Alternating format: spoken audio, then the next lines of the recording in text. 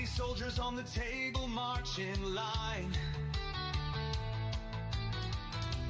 Painted shields and swords, they shine so fine. Dice roll like thunder, sealing fate. In this battle of ours, let's not be late. Wargaming in miniature, no war too small. Battles on the tabletop, we'll conquer all. Heroes made of plastic, armies clash and roar. Wargaming in miniature, let's fight some more.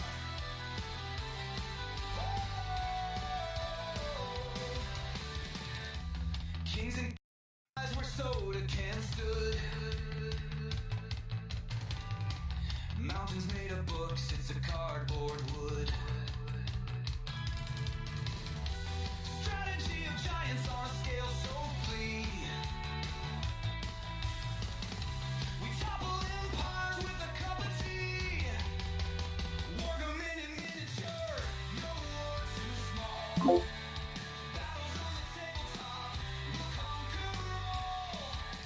Heroes made of plastic, armies clash and roar. Wargaming in miniature, let's fight some more.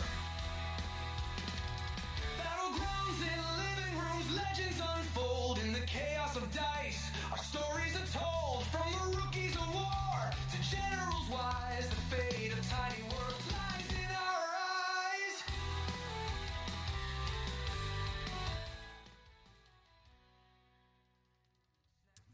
All right. Hello again, everybody. This is Derek, and we will be starting momentarily. We got Mason here.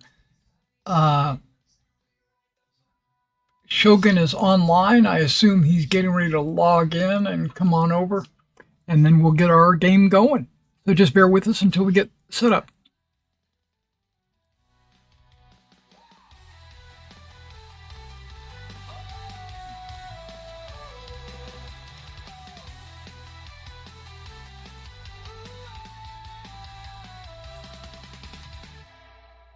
Wargaming in miniature, no war too small.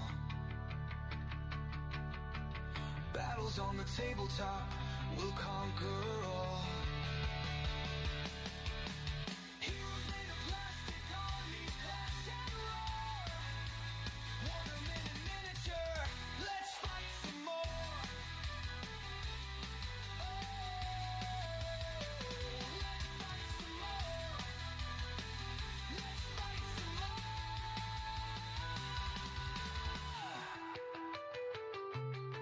No.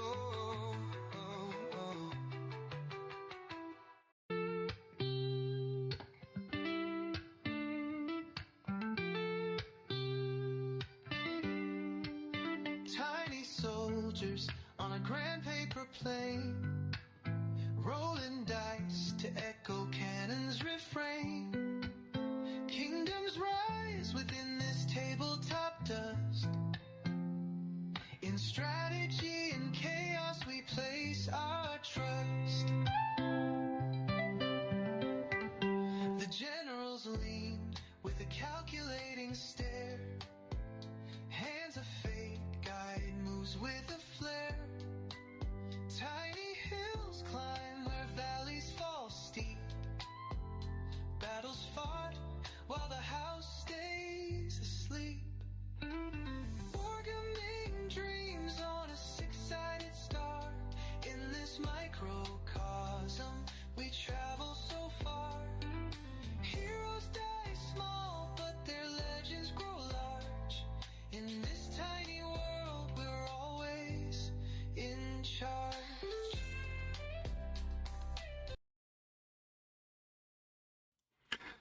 Okay, let me just turn the audio on here. We can go ahead and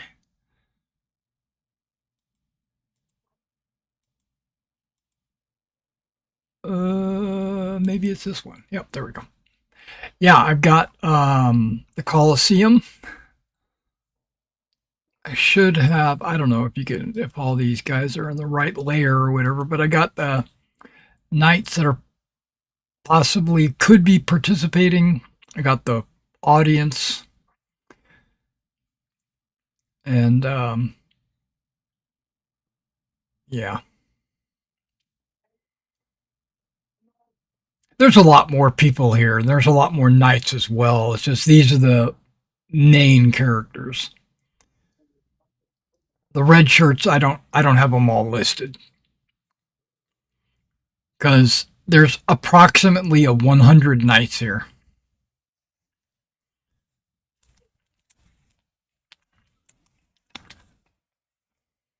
Which So, is, yeah. What? how many do I have to beat to be decent? Talking like 2 or 3? Each one you beat is glorious.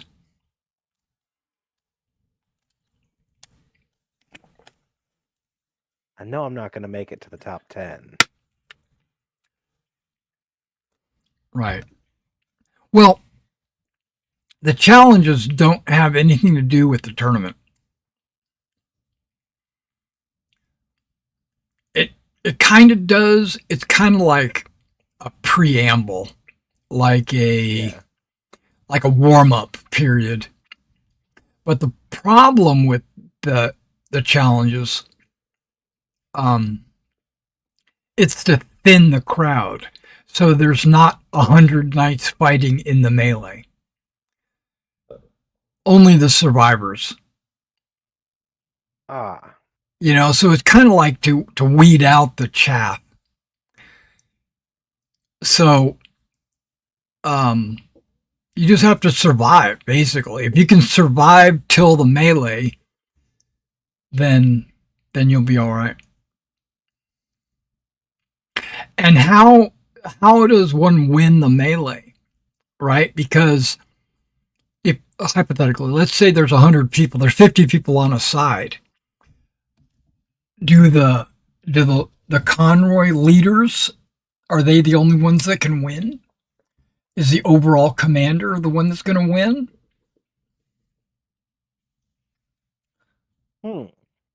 Yeah. There is a rule that you capture other knights, right? So if you like knock them off their horse, or if they yield to you, then you claim them as your captured knight, and they go into your quota or your value, your number. And I guess the person that has the most captured knights at the end of the day is the winner. so it doesn't really matter which side wins to decide the winner. It's who got the most kills. Well, you can't fight people on your own side. Yeah. Right. You can only fight people from the other side. So, like, everyone on your side could be absolutely terrible, and you're, I don't know, Sir Lancelot. Your side could lose, but you still win from points. As long as your terrible side isn't all captured by one person. Okay. Right? Because he would have a lot of points. Yeah. And it is I don't remember what it's called, but it's like beauty versus age, wisdom, beauty versus wisdom, or something like that. So it's the youth and beauty versus experience and wisdom.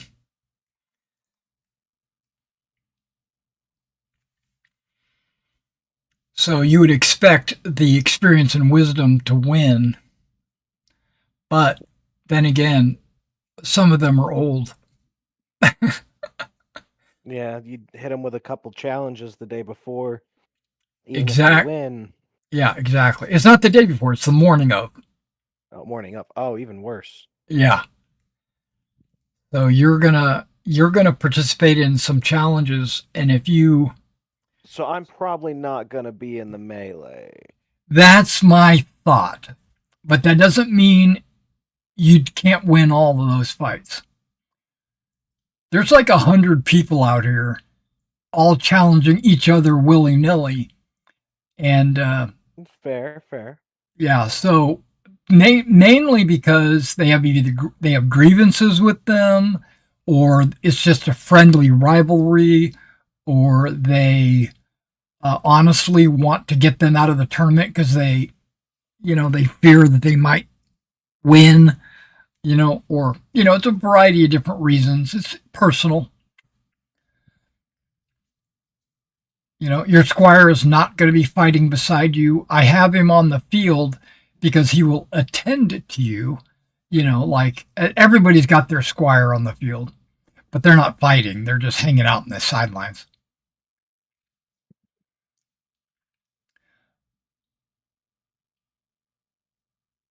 Okay. If Shogun doesn't show up in 2 minutes, we're going to go ahead and start the tournament because I don't want to delay the tournament. He's going to miss the melee, which is going to be a really spectacular event. Honestly.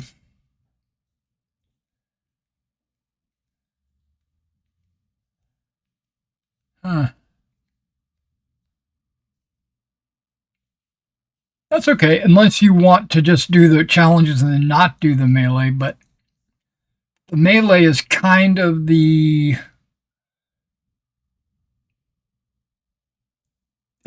start. I think first we need to see how the challenges go. I might be unconscious. Right. Well, there's Merlin and Nimue. They're in the I can't remember what that's called, but it's where the king and queen and all of his little guests sit. It's like the box. I don't remember what it's called. Yeah. Okay. I don't remember what it's called either. So let's go back to the Grand Feast.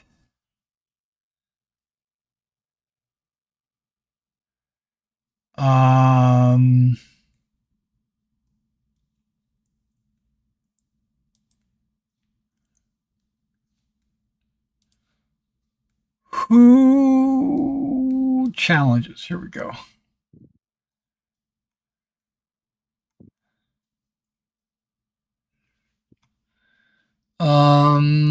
You're in the Colosseum.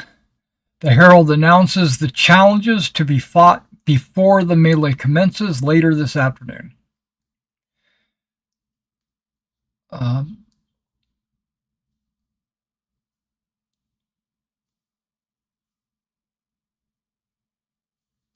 Okay. Sir Tor. We're going to start with Sir Tor. Sir Tor challenges you to a. Now, let me remember this. Did Ariette, I don't know if you can remember who she is. She was the girl that was bouncing around. Did she give you her favor? No. Who did she give it to? I don't know. Some knight. I think one of the guys who challenged us. I thought it was you. She tried to, and I turned her down. Okay. And then she went to I think Sanson, it was yeah. the guy who had just hit on Sanson. Yeah, Agravain? Yeah. No. Or is it Sagramore? I think Agravain was over talking to Morgana and someone and like glaring at us.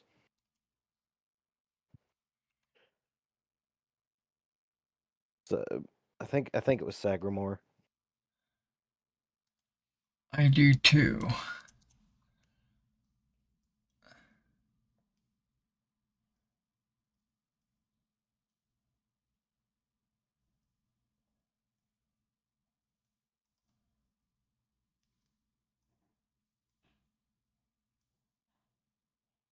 Okay.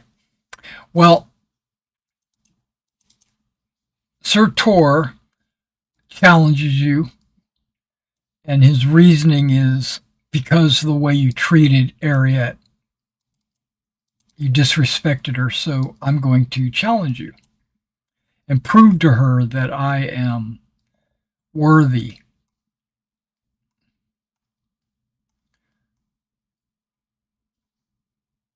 So, do you accept? You don't have to. Yeah. Yeah, you don't have to accept. If you don't, if you're healthy and you don't accept, then it's an honor loss. But because you're healthy, right? All your stats are at 100%. I'll accept. Okay.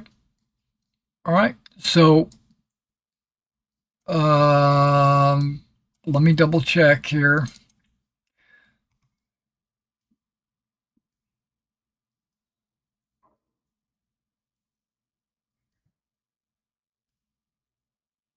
Okay, Sir Tor says it's a joust. Ah. Yeah. So it's horseback. And in this case, it's blunted weapons, right? So you're going to do half damage. But the object is not to hurt the person. The objective is to knock them off their horse. So Right. you take full damage for the knockdown and half damage for the damage. Okay. Plus you get all your armor. And he's wearing old normal armor. You have advanced armor, do you not? Yes. Yeah. So you can use your advanced armor. He doesn't have that. He has the armor you wore last year. So he's got 10 points of armor. I have 15, 21 with my shield. How did you get to 15? You had one extra on the helmet, right? Hold on. So I have one from my fur. Yeah, I don't care about that. Yeah. Where are they? Spear, dagger, arming sword. Advanced hauberk with gambeson. Oh, the gambeson. Okay, so you got... Oh, yeah. I forgot about that. So you're wearing a gambeson and not an Akaton. Yes. Okay, so you got one for the gambeson, two for the hauberk, yeah, okay, that's right. One more for the helmet, and then one more for the fur that makes you 15. Okay, sounds good. So you're like all bundled up. And he's not. He's just wearing his Akaton and his blah blah blah. So on the first pass, he's ready to go. You ready? Yeah. We're ready to roll some dicios here. Let me shrink some junk here. I got his character sheet. Let me kind of shrink this up. There we go. I don't need it to be this big. That's what she said. Okay. Boom. And no pluses because you're both horseback. No length. No damage modifiers. Okay, I failed. Okay. And that's full damage, so we would half that, but that's 19 to knock you down.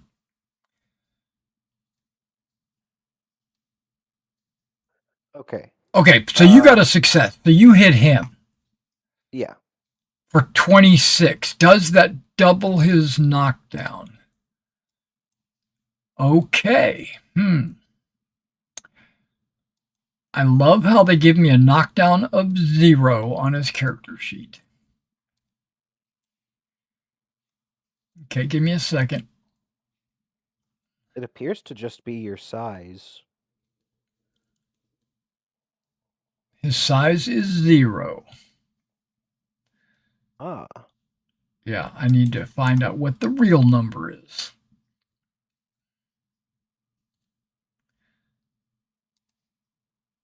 Maybe if I...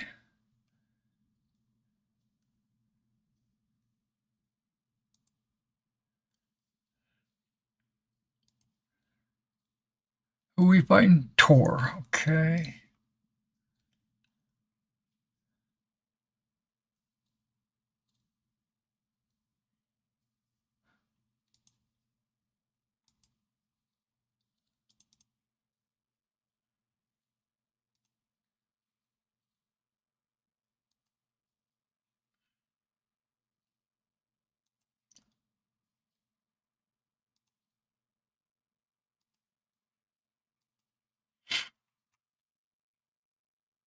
Well, that's... Okay, that doesn't work.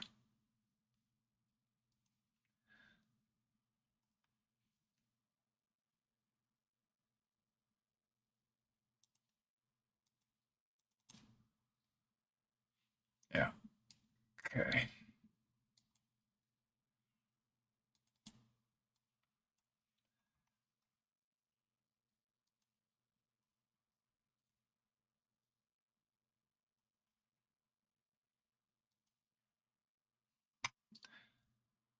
$13.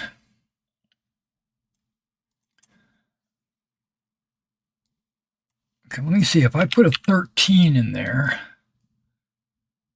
Oh, his knockdown changed to 13. Perfect. Okay, I'm building his character sheet. It only gave me his dex.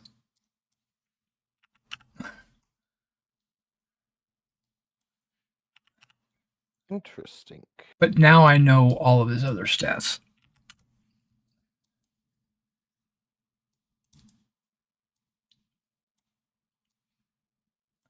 Okay.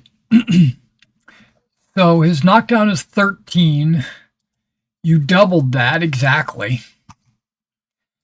So he can't resist. He's automatically knocked off his horse. He takes 13 points of damage. So technically he takes 3 points of damage because he has 10 armor and none for his shield. So he gets knocked off his horse and gets a little bruise. Yeah, gets a little bruise, and you win the fight. Nice. And he's like, "Oh, that was a very well struck. I feel that you are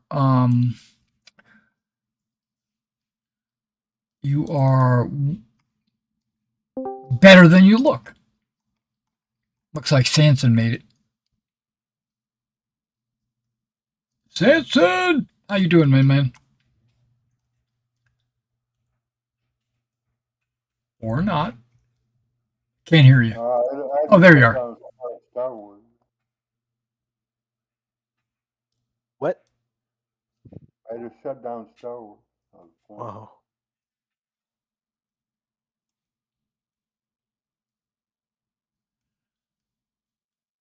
My food is heating up. We're just running through the tournament where the challenges while we wait. Okay, hold on. Now I've got a knockdown of 14. What the heck? Just a second.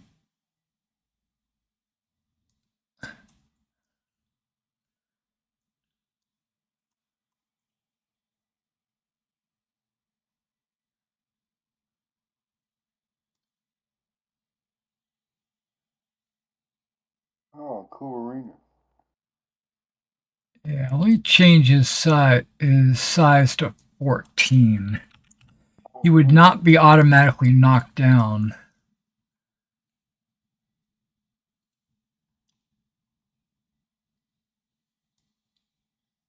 Um,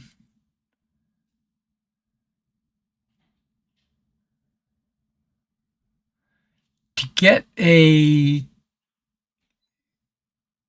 32, con is your hit point. Is it double your hit points? Is it con times 2? What is it?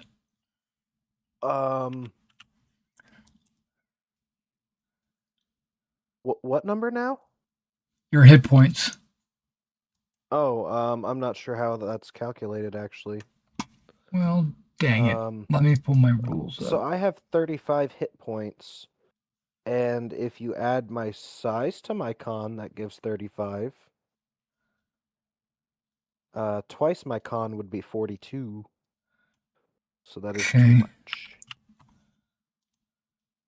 Let's see. If I add to my size. Okay, it might be Yeah. your size plus con. But Yeah, let that's me Oh. double check that.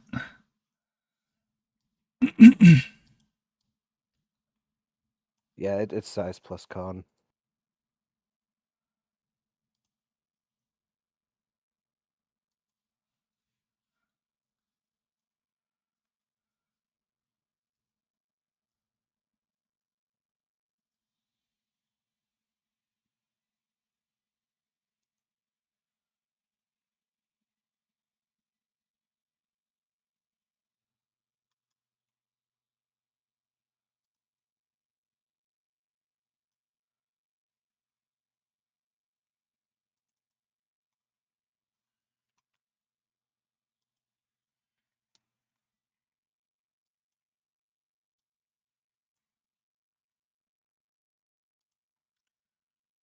Okay, this should be.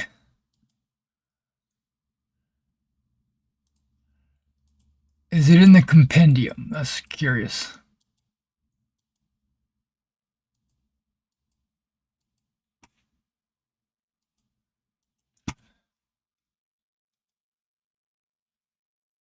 I would assume it'd be under rules.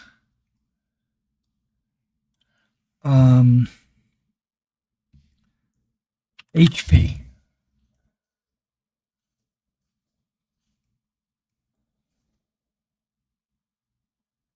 Characteristics.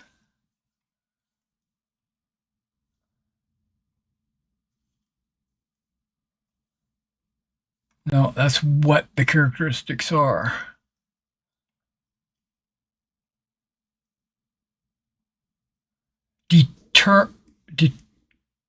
It should be called like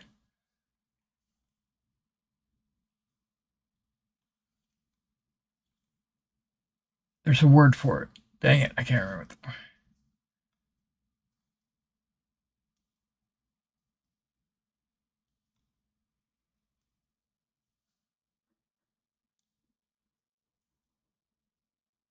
Derived characteristics, I think that's what it is called.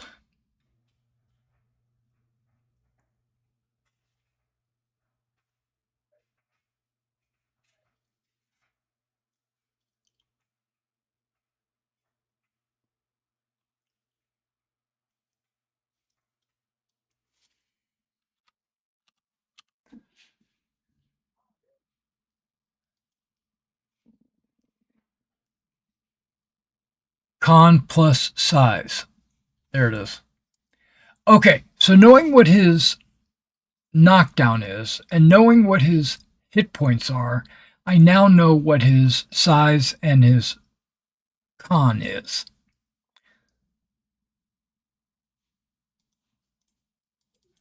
Okay, but I'm going to say you won. Even though, because I'm not going to go back. I'm just going to let that happen. All right, so Sir Tor will step off to the side. Sagramore steps up. Next. Yep. Where is Sagramore? He's the one with the fancy looking shield. He steps up and he says, "Another joust, my friend."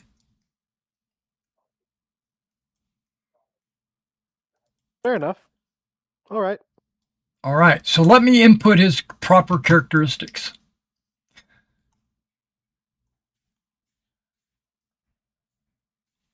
Okay, his sword skill is proper.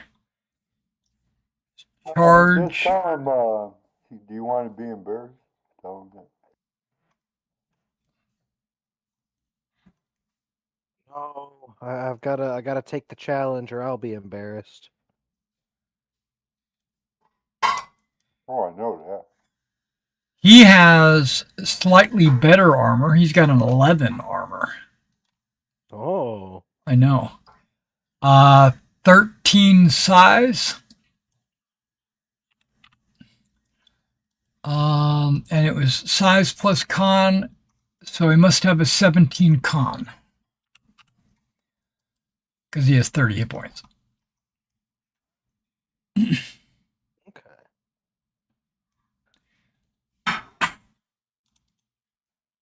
All right. He is ready to do the charge. Are you ready? Yeah, sure am. And bonk. Okay, he rolled a 6, so he won. Right. But you get to apply. Okay, and he did 30 But I damage. get my shield. But he did 30 damage. Is that Man, how's he got a 7? is that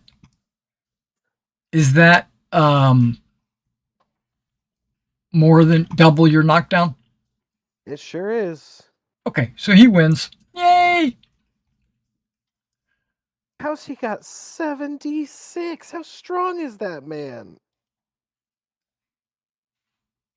My goodness. Or is it a sword? I mean his spear. He has a character damage of 66, but when on a horse you add 1. I didn't Yeah, know that. so- I'm gonna have to add one. So he's got some crazy strength going on then. Or Nice. you use your horse damage, whichever is better. Oh. Your horse is probably It's the same. 66, yeah. Yeah. Okay. Yeah, so I get knocked on my butt, but I get my shield. So I only take 9 damage. That's a good hit. Oh, it's halved. It's halved, and then you use your armor.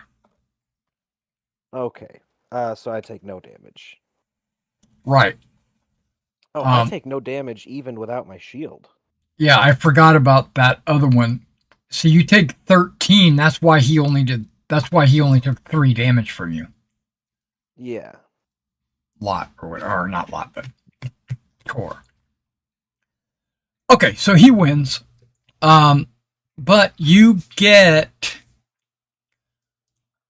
for every knight you best in the tournament, you get 1 honor. Not 1 honor. Not 1 honor. Sorry, 1 glory. Just 1? Yeah. Lame. Okay. It's not a fight to the death, and it's not like it's not. Well, It's important, but it's not. Yeah. I was at 37.99, so winning that first fight made it a nice, pretty round number again. There you go. Okay, so Sagramore steps away from you to go challenge someone else, knowing that he's better It's like than a you. mountain. Yeah, he's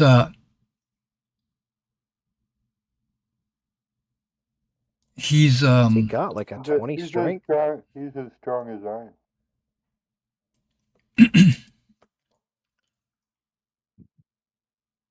you have 66 normally.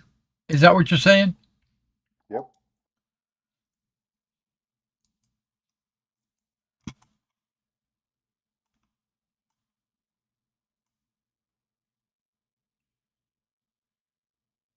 Yeah, he's got 66.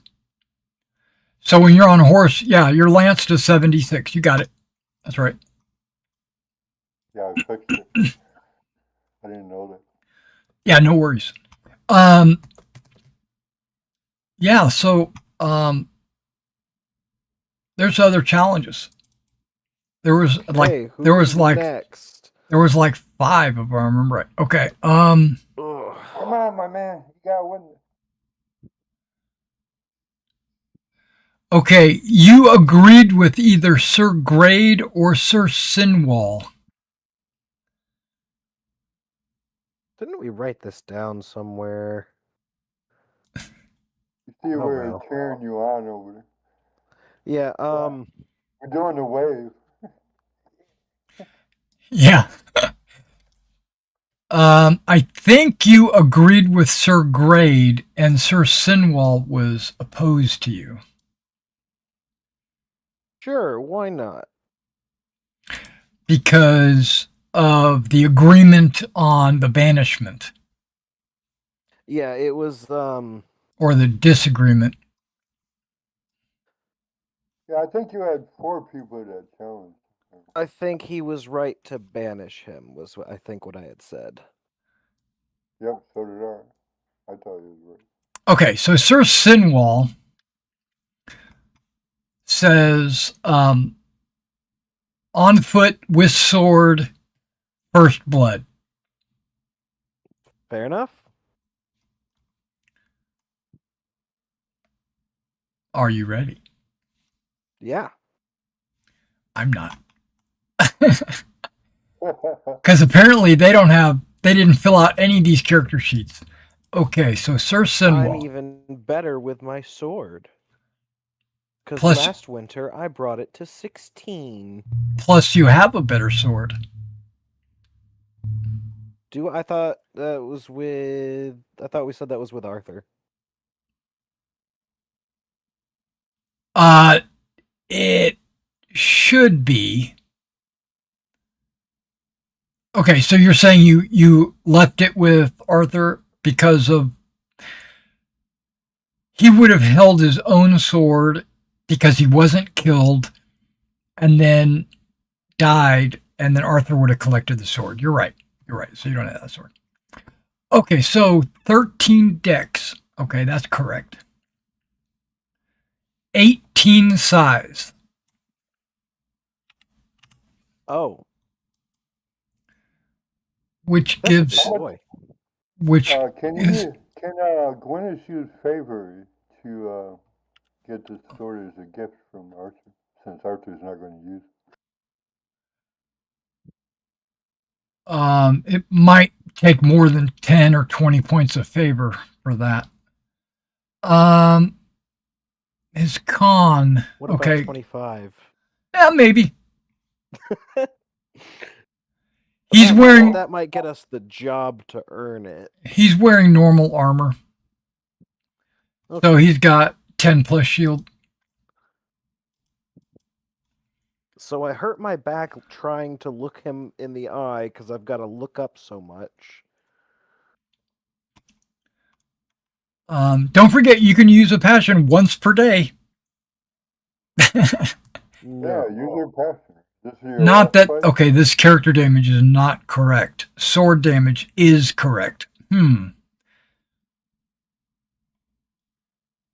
Oh, because I gave him a strength of 0. That's What if fucking I give cool. him okay, there we go. No, that fixes it. A strength of 10.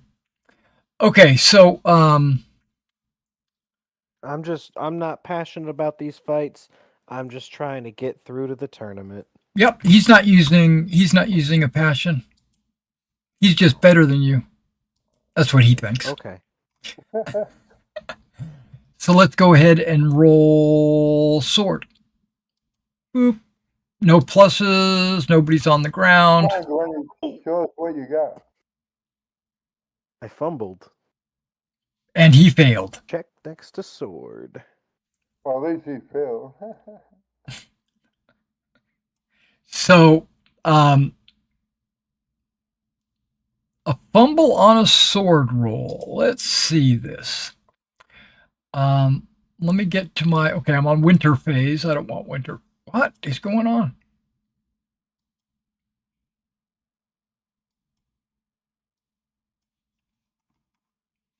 Come on, Gwyneth, you can do better than this. I saw you in battle.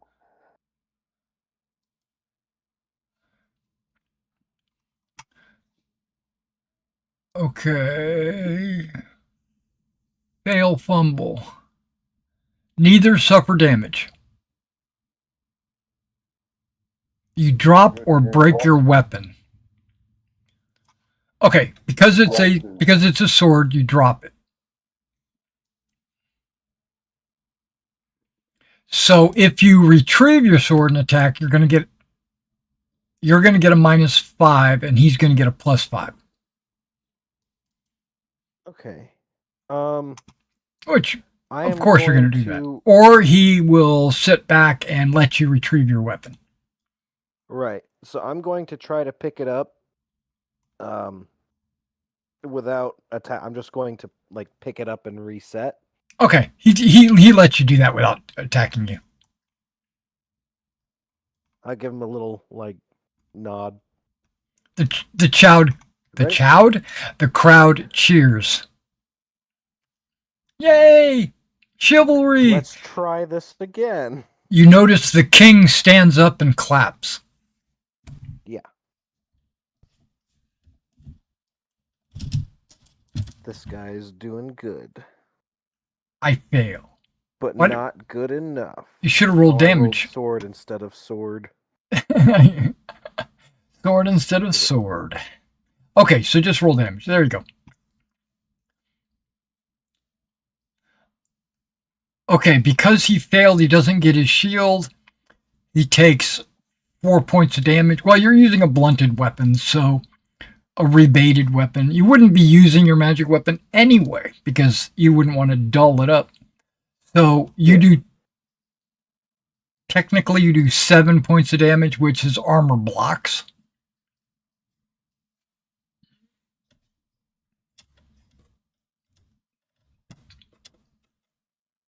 Because he has 10 points of armor. Right. So it's not first blood.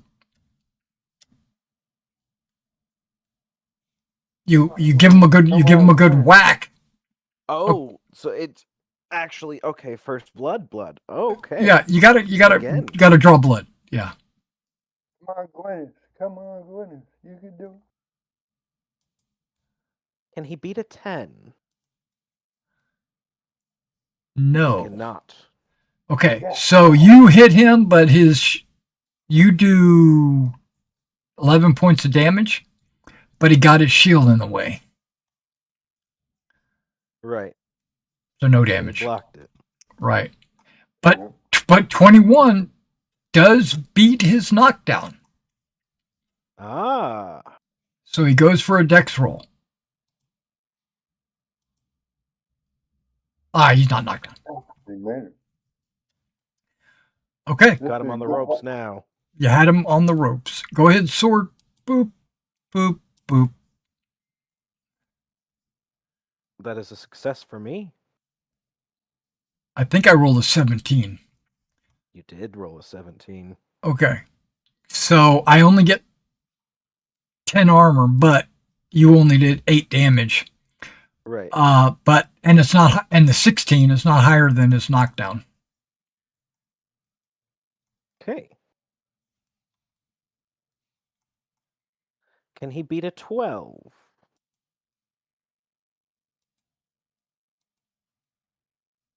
He cannot, but he got a shield in the way. Right. But he might be knocked down. That does tie his 18 knockdown. is his knockdown. Wow, he's a sizable dude. Yeah. The big boy. Yeah. I'm looking for my knockdown. Is his size and width or height? Oh yeah, fair enough. If the damage is greater than the loser's knockdown, then he has a chance to beat. It has to be more than his. That's like his knockdown resistance. Like he can resist 18. Gotcha. Oh, okay. So again, have at thee. Hey, yeah. Another fumble, and he got a critical. Oh, what the hell? Yeah, so that means I get to do this. Okay. 35 is double my knockdown. Okay. But what about half of that?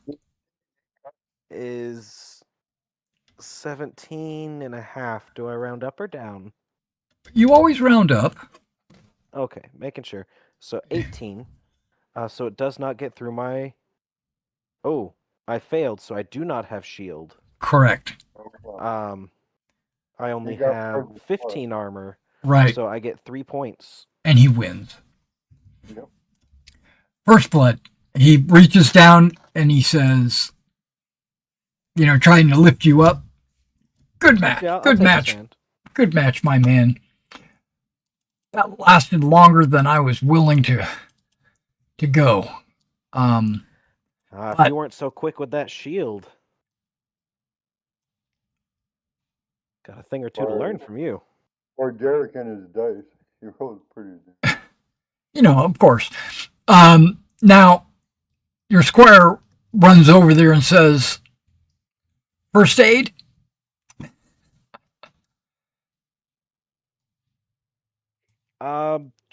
Sure. Or you can do it yourself, but you just get a minus. That If would he- not be a very promising roll. Well, look at his first aid, look at yours, and see if there's a 5-point difference. Fair enough. Let me go to... Where is he? There he is.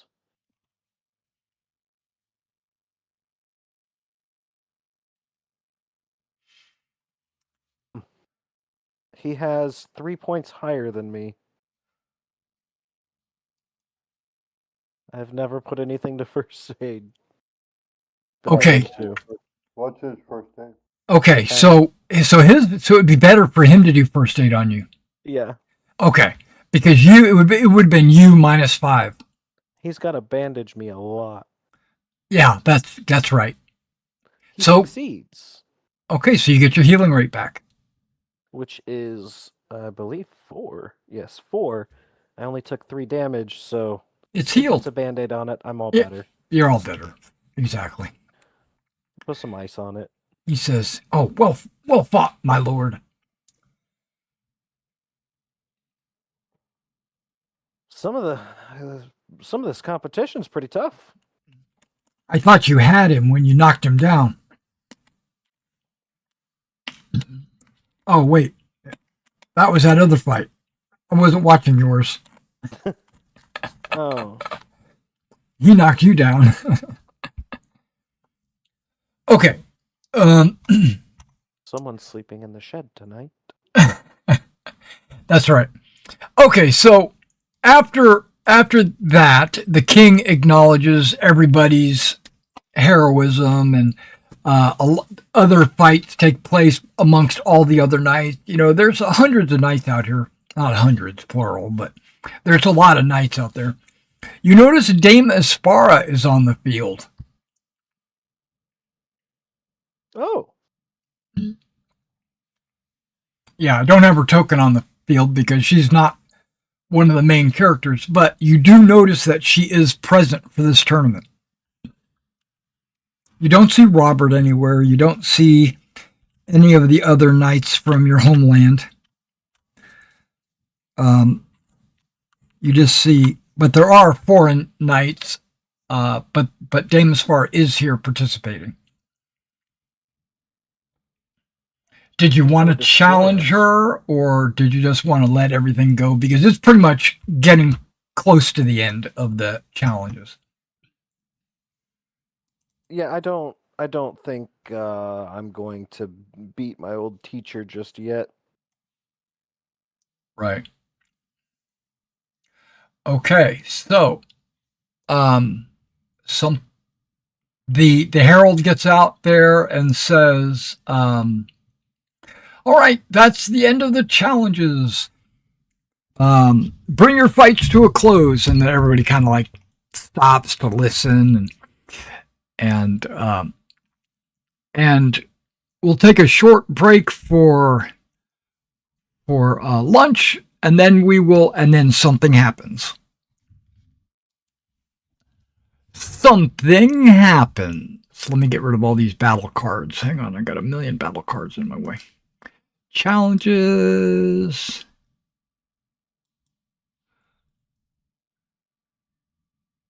Something happened. Did you beat Sir Tor? You did. Okay. Ariette jumps into the ring and runs over to Sir Tor and cradles him as if he's injured. He's not really injured. He only took a couple of points of damage. 3, I think. But she cradles him in her arms and looks over at you, Sir Gwyneth, and says, "You bastard! You hurt Sir Tor."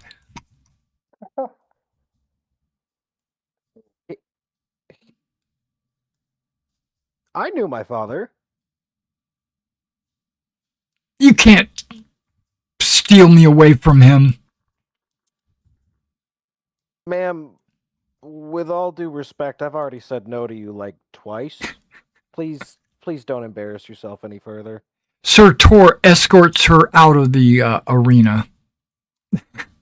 Just to let you know, she's cradling him like he's on his last deathbed or whatever, when he's not. He only took 3 points out of like 30 something, so he's fine. All right, and then that was actually a backpedal. Now the king says, "Okay," or the herald says, "Okay, it's time we're getting ready to break for lunch," and then something happens. Doesn't it always? Yeah.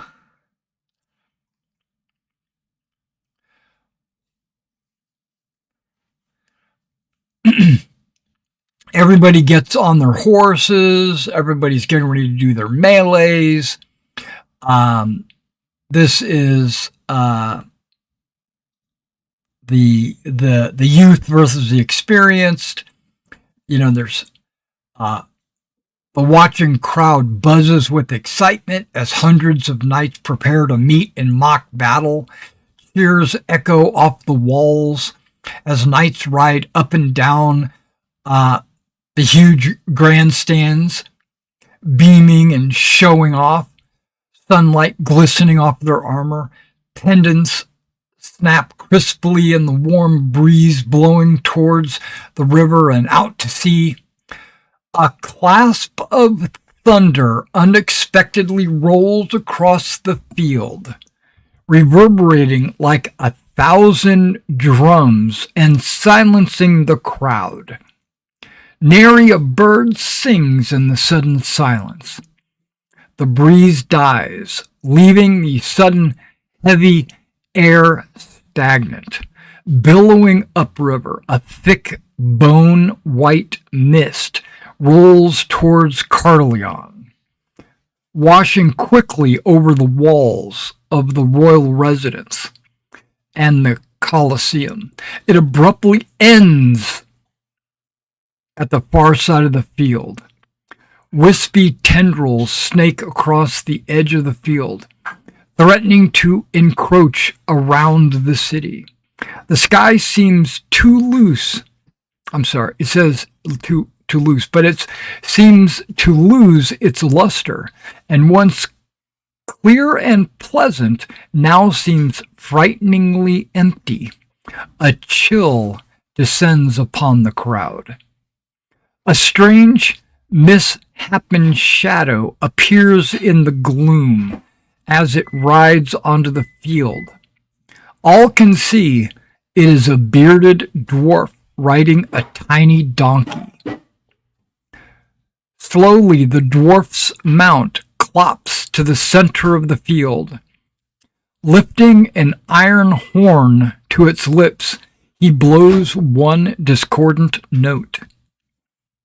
The dwarf cries in a cragged voice, "Notable lords and gracious ladies, attend now upon my mistress and her champion."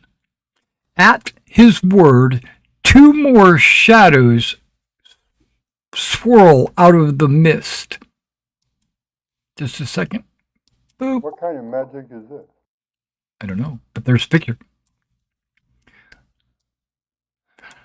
The dwarf's the one in the red hat. Okay, let me get back to what I was doing. The dwarf, blah, blah, blah, blah, blah, blah. As his word, 2 more shadows swirl out of the mist. The first is a woman seated upon a palfrey as black as midnight. She is clad in mourning garb, a black veil hiding her face. Behind her is a knight wearing a hauberk of lusterless gray lynx. His face is masked by a hideous helm in the shape of a grinning death's head. The shield he carries likewise bears a skull. His cloak and tabard, although thick, flutter as if made by spider web or some other diaphanous material, whatever that word means. Okay, he is a giant of a man and rides an enormous charger, cloaked in the same gray materials as his tabard and cloak. Wisps of the fog swirl around him and seem to rise from the ground before him as he rides. The carnal smell that hangs about him is apparent even from this distance. Worst of all, he makes no sound as he follows his lady forward. The knight stops where the dwarf has reined his donkey, while the lady continues forward to where the king and queen sit in their viewing box, or stand in their viewing box. I guess they're standing. Okay. She stops her palfrey and draws back her veil. All can see in the instant the lady was once beautiful. Lines etched by some dark and terrible inner turmoil now tint that beauty. Her baleful gaze fixed upon Arthur, who seems to shiver. Guinevere slips her arm into her husband's, equally affected by this woman's stare. The lady's voice rings in the gloom, deep, dark, and foreboding, yet as clear as a bell. Player knights who were present at the Wapapatata may make a recognized roll. That's you guys. You guys were both present at the blah blah blah blah. Yeah, my character's getting close to the king in case anything happens. Well, this is all taking place so fast you don't get a chance to act. I can't move it off. No. That's weird.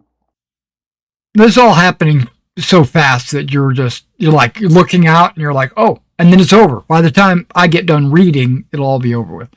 Okay, so who made this? Gwyneth? Okay, you recognize her as Lady Devaz. Do you know who that is? No. Tent Woman. Remember Tent Girl? Oh. Yeah, okay, yeah. Okay. King, what was his name? Ryan's girlfriend? Yeah.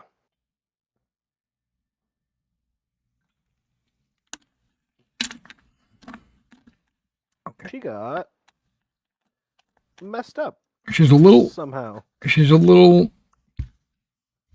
less beautiful because of her worry. Okay. This was a couple of years ago. That was like 513. She says, Arthur Pendragon, killer of babies, I accuse you in the name of all those innocent you have so foully slain. There is an immediate gasp from all who are watching, and the king seems about to swoon. Guinevere clasps Arthur's arm in support, and Gawain's hand flies to his sword as the queen responds. Her rich voice, steady and poised, his hand slowly returns to his side. So Gawain was going to act, but as soon as the queen started talking, he can't act. She says, Good lady, your words are passing harsh. Why do you accuse my husband, the king, so? Whose chivalry is unmatched in all the realm. The lady in black sneers. Okay, hang on, let me get rid of this picture. Blocking my view. As this talking is happening, I'm moving toward the box.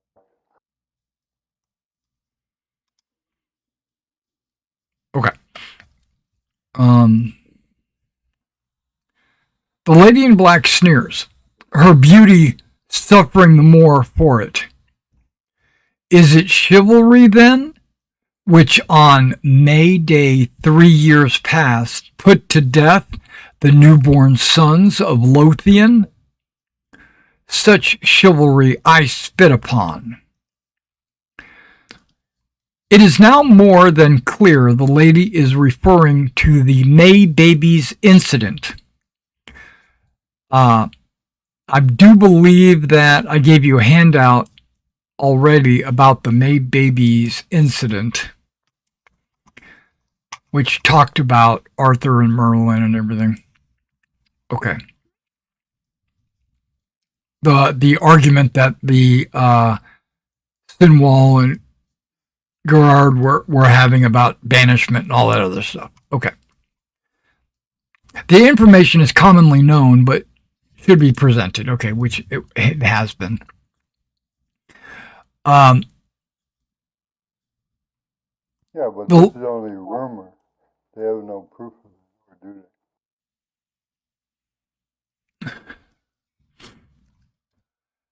they? It depends on who you ask. That's right. You do believe that it is only rumor. Okay, the lady in black continues. You are not fit to rule this gleaming isle, Arthur. It is my intent to make proof of this. Here stands my champion. The lady points to the knight that's right behind her, who immediately draws his sword, as lusterless as his armor, and nudges his horse to a trot. He rides to the stand. He's way below the stand. There was no way he could possibly reach up and hit Arthur or anybody else up in the stands.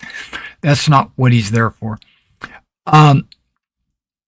He draws his sword, as lusterless as his armor, and nudges his horse to a trot. He rides to the stand and, with two mighty swipes, cuts through the stout poles bearing the standards of the Pendragon and the kingdom of Esquilon, sending them crashing to the earth.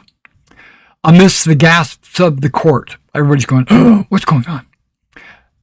The knight sheathes his sword and rides back, taking up a position next to his lady. She speaks again. I herewith challenge your court and your rule, Arthur Pendragon. 42 days hence, on the feast of Pentecost, let the death of your champion at the hands of mine prove to all that your soul is condemned and your honor is a sham. If any of this company dare to champion a slayer of babies, that is. A profound silence falls upon the field. Everybody make an awareness roll.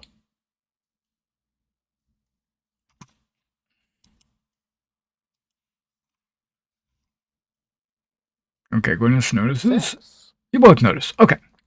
We tied. If you make your awareness roll, you notice Morgan Le Fay, alone with the king's company, wears a sly smile. No crits? Okay. As the knight sits on his horse, immobile, the king's knights look fearfully to each other. Arthur scans you, also afraid.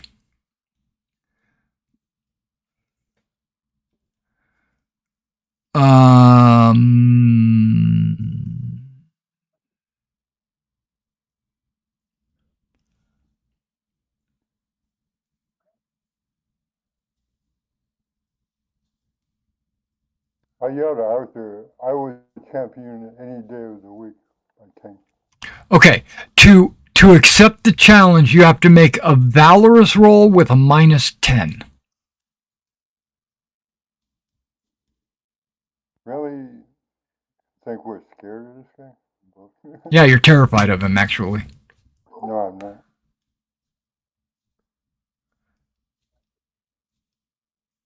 Critical. You I'll take that much. you forgot the -10. I put my, I added 10, all right. So, Yeah, so that's actually a fumble. So you don't step forward.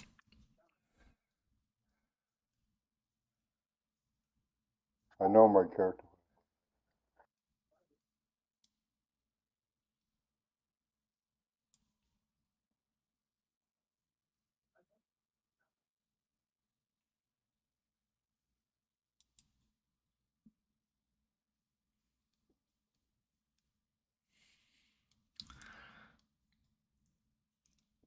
Okay, the night is a terrible sight. Because he's wearing skulls on his shoe? I'm scared of that.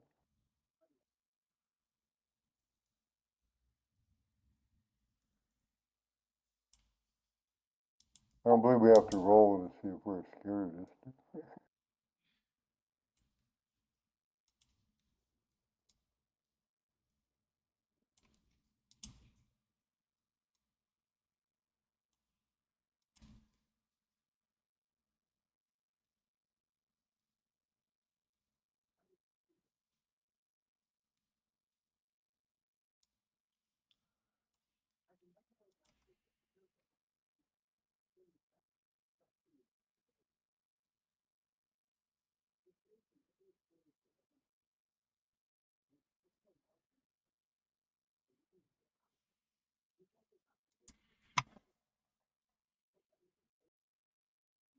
I should have used a passion.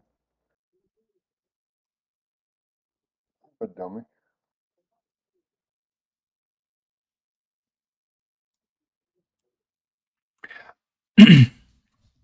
Okay, so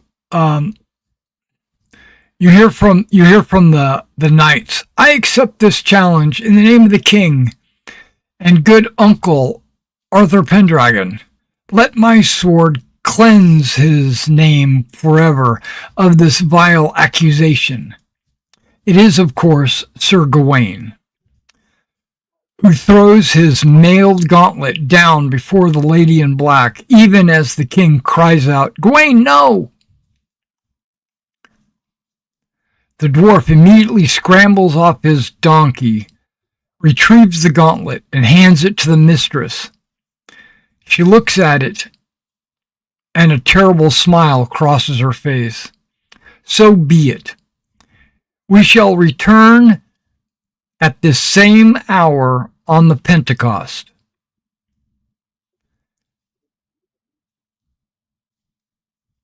May have mercy upon your soul, young knight. The dwarf lifts the iron horn and blows another discordant note. This one echoes so strongly that all must clasp their hands over their ears against the pain of it. As the note rings and echoes back across the fields, the dwarf, the lady in black, and the gray knight enter the mist and disappear. As the mist quickly retreats downriver, the day returns to the way it was. The sky is blue, bright, sunny, and clear. A warm breeze blows towards the ocean. The only hint that what had just happened is not some horrible nightmare is the unnatural silence that continues to hover over the lists. Of the strange trio, there is no sign.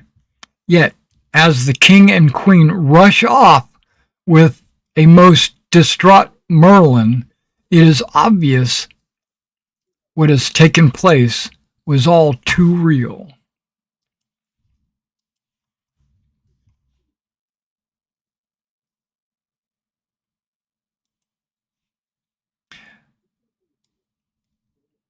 And the herald says to the group, the afternoon's melee has been canceled.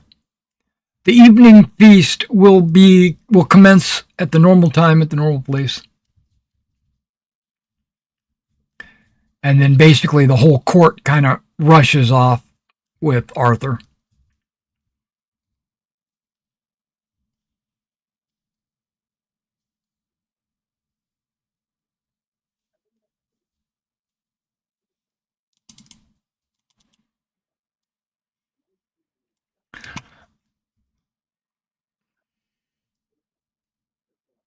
I don't hear you, Mason. I'm sorry. I see your thing flashing like you're talking, but I didn't hear anything. Oh, no. That's just picking up background noise. Oh, okay. Everybody's kind of stunned. Yeah. Stanson is feeling dishonored of himself. Thinking of resigning his knighthood.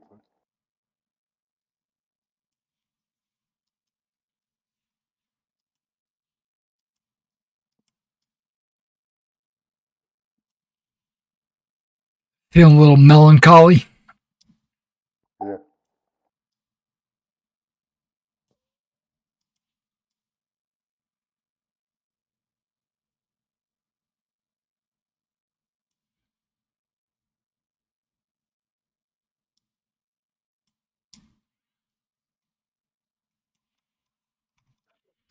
All right, so everybody starts gathering up their armor and their squires and binding their wounds, and everybody starts leaving the field gradually. They start heading back towards their homes or their tents from whence they came, preparing for the feast in the evening.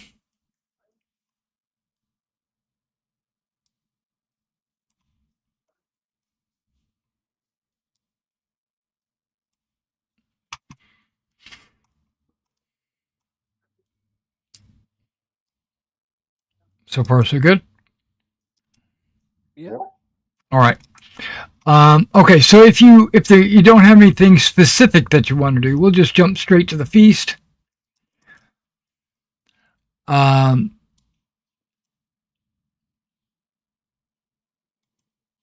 why did that pop up like that? Okay. This is a feast very similar to the one that you had the night before. The entertainment is Diamond, who sings Deirdre's lament over the death of the sons of Uzna from the Tainbo Gulakni. I don't know what that is. The cattle raid of Cooley. Okay, so that is like Gaelic probably. and that's the translation. The cattle raid of Cooley. The dish is venison medallions in wild mushroom sauce, served in pastries. It's a somber feast. There isn't very much merrymaking.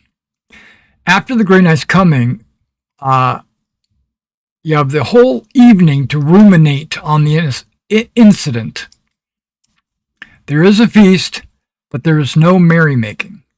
King Arthur, Guinevere, Gawain, and Merlin are absent. Conversation is hushed and somber. Most of the conversation is about the Grey Knight and the Lady in Black. Nobody knows who they are or where they came from,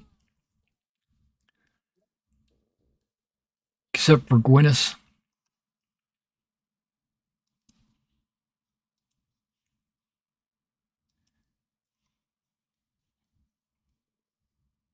Do you share that? Keep that to yourself? Oh, Because nobody knows who this woman was. Nobody recognized. yeah, that was King Ryan's widow, Lady DeVos. DeVos. Yeah, it's Vawse.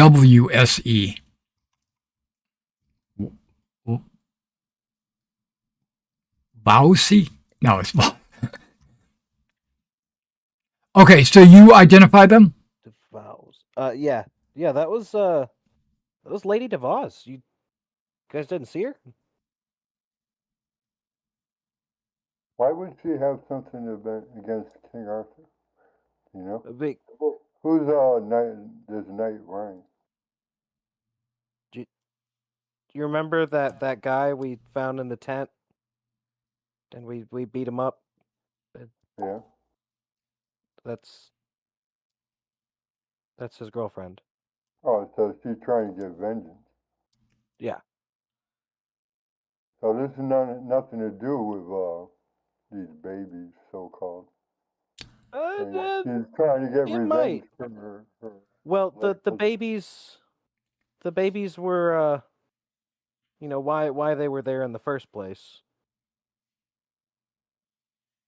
Why they sided with King Lot the way they did. How could babies side with anybody? Because Arthur, they think Arthur is responsible for the death of the babies. Yeah, it's a rumor. Or Merlin, anyways. There's no one has brought in proof. It's all a rumor. No, but so she does care about the baby thing. That's they came to avenge the babies, and then her boyfriend died, and so now she's avenging the babies and him.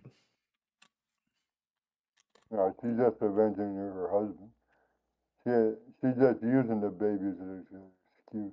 Well, that's why they went to war in the first place. Yeah.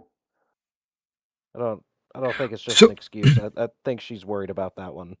So there's a lot of Arthur is going to be killing babies. there's gossip going throughout the entire feast hall now of the babies and Lady DeVos, the Grey Knight, and now that this has come to light, that kind of changed a little bit of their gossiping. But something you've learned through the milling about is that Morgan Le Fay has left the city along with her entourage.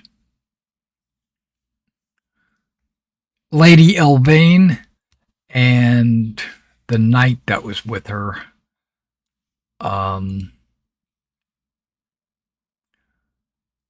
Sir Guiomar.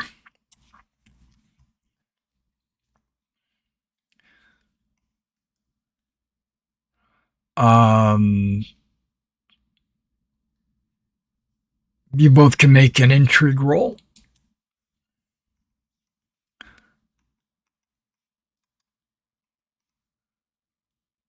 I failed. Okay. Oh, Sanson tells you about it.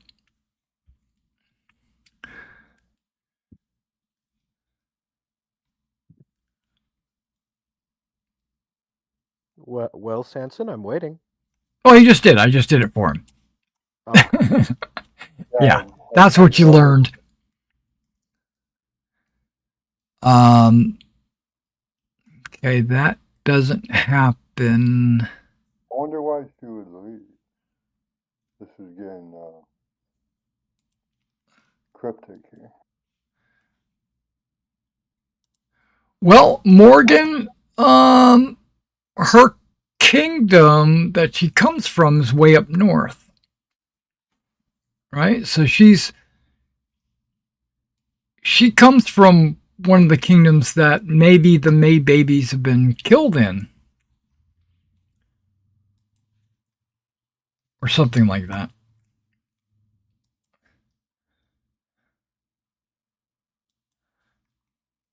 Okay, so that's the somber feast. The feast comes to a close. And you guys all head back home with your wives, and it wasn't a very exciting feast. You know, it was supposed to be a celebratory feast of someone winning the tournament, but nothing really. The tournament goes unresolved, basically.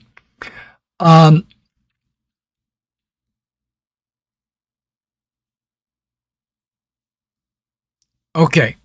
The next morning draws bright and clear.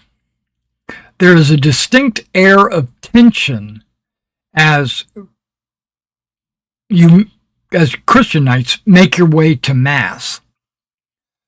The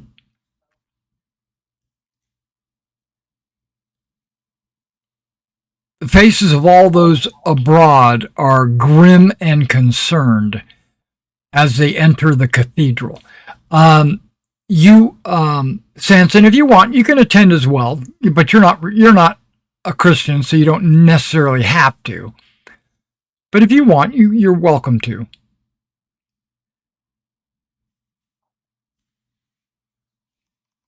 How Do you, about we go out into the woods and have a pagan ritual? okay.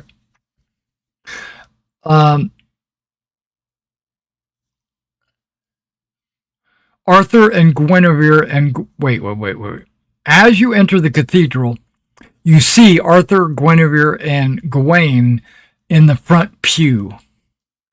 An awareness roll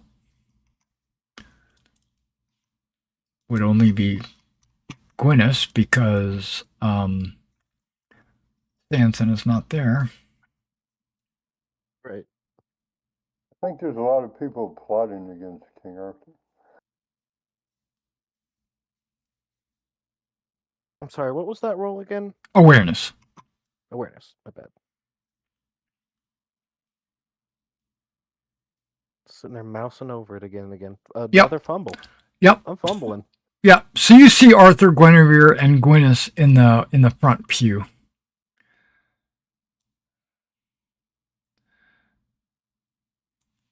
All right. Most everyone that you have met or glimpsed thus far is at Mass, except for Merlin. Archbishop Dubricius officiates, and the Mass feels rushed. When it is over, the king, the queen, and Gawain hurry away as Dubricius announces all knights are to proceed at once to the Colosseum for a royal proclamation. I guess I'm going to the Colosseum. You're gonna have to come and get me, I guess. It said at once. I imagine you got told by someone else. That is up to you. Up to you, Sanson. Are you going to be within earshot of a herald in town, or are you going to be away from town? No, I was away. Yeah, so you don't. He's trying to atone for his cowardice.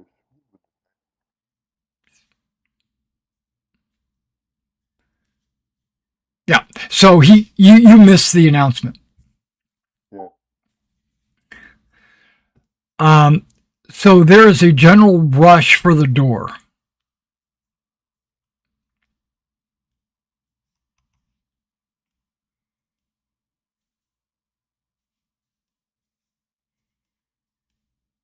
I'll hang back a little bit.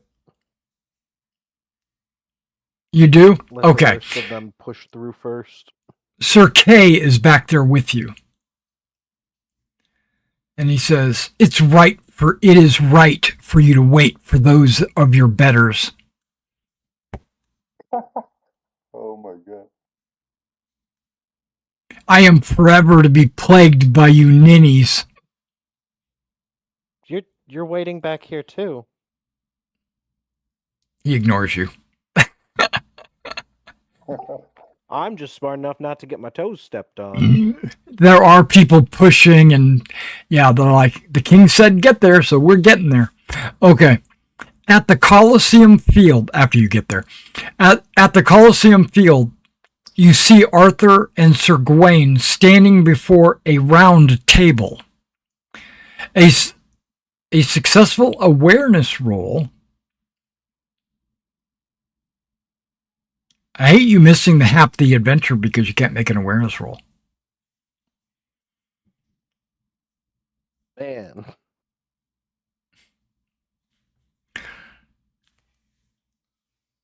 Is that your roll, an 18? Yep, I failed. Okay.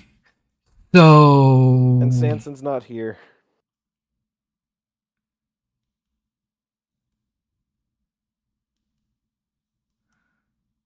Right. Unless my squires come and get me. They might, right? Did you not bring your squire with you? No, I don't. Oh, okay. Yeah, he would definitely, once your squire heard that all knights were supposed to report, he would have ran out there to get you. That sounds very, very likely. Okay, he's going to ride in very quickly. So then you can attend this meeting then as well in the Colosseum. Yeah. So you would have been scooped up by your squires. Go ahead and make an awareness roll because you're there. Oh, look at that success. See, he's got some eyes. You recognize on the table the sword Marmiodassel or Marmiodois. I don't know. It's the sword that you guys had temporarily. It's that magic sword. It's sitting on the table. No, I'm sorry. It's a new sword hanging from Gawain's baldric.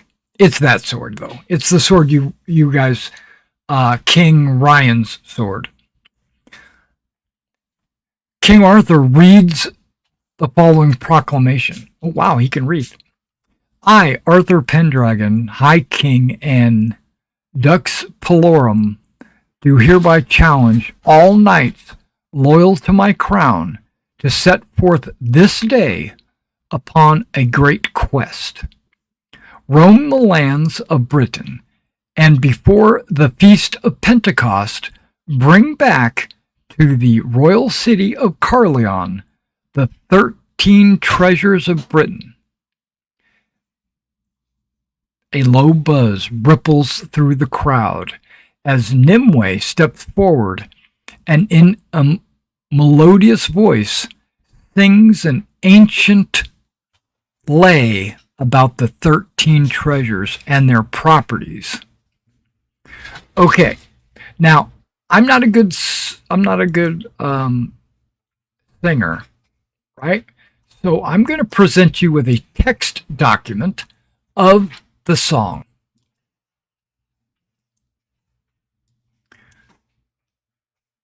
And if you scroll down, it's written, you got a picture of it, and it's basically, it says 13 completes. So if you guys would like to read that, you can read that.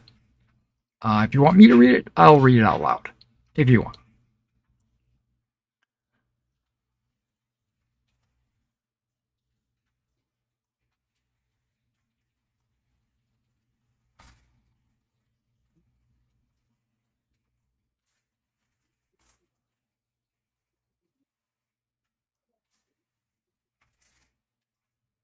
All right, that's a lot of stuff. Yeah, that's 13 of them. The Dread Blade, the Bountiful Hamper, the Great Brimming Horn, the Far-Ranging Chariot, Glittering Halter, a Well-Greased Knife, a Deep Iron Cauldron, a Razoring Whetstone, the Exclusive Coat, the Crock of the Dish of whatever, and a Board. And finally, the Mantle of Invisibility. Right, since Samson is trying to regain his honor, he's going to step up near Nimue. He's going to say, I don't really accept this quest, my king.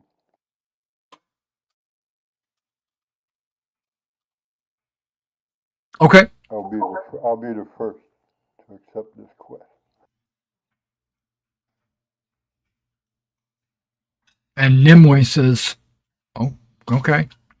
So you wait for her, and then you say this to the king. Yeah. Oh, okay, perfect.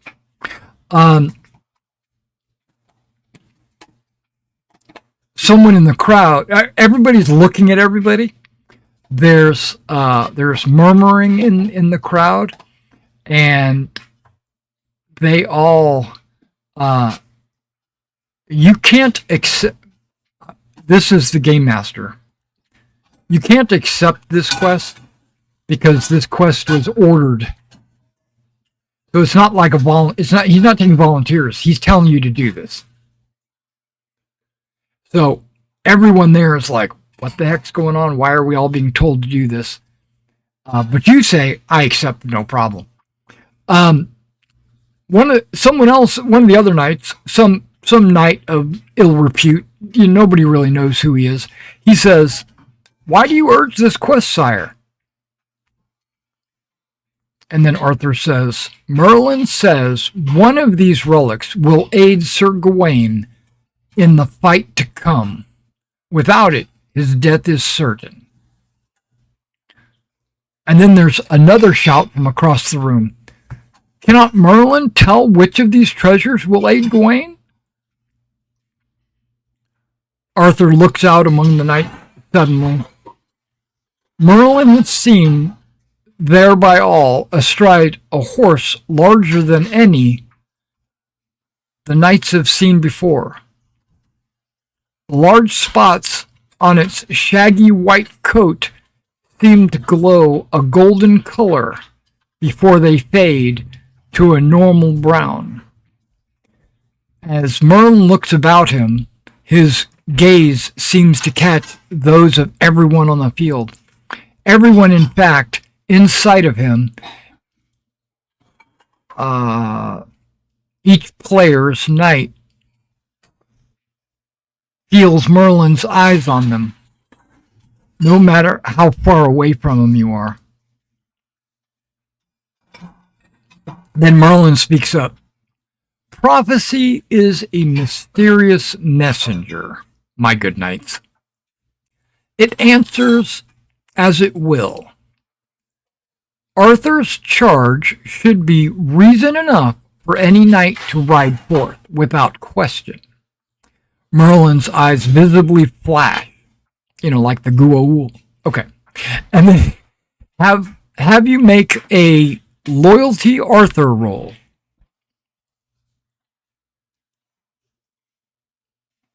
Loyalty Arthur. To find it. companions. I don't have a loyalty, I have a homage. Oh, yeah. Me as That well. works. That works. Okay. Double success. Nice. Okay. Those that make them automatically shout that they will ride on this quest. Oh, yeah. So, Basically what I'm saying is Merlin magically commanded you to say that you were going to accept. You basically got taken over by this urge that you felt like you needed to say something, even though Santhan had already said it. I accepted before. Yeah, you accepted it already. So you were like extra willing.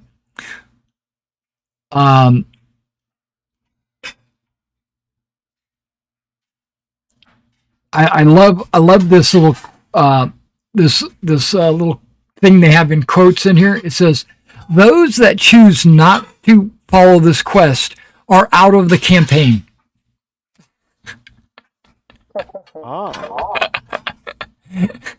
Yeah, it's take this quest, or I'll see you next time.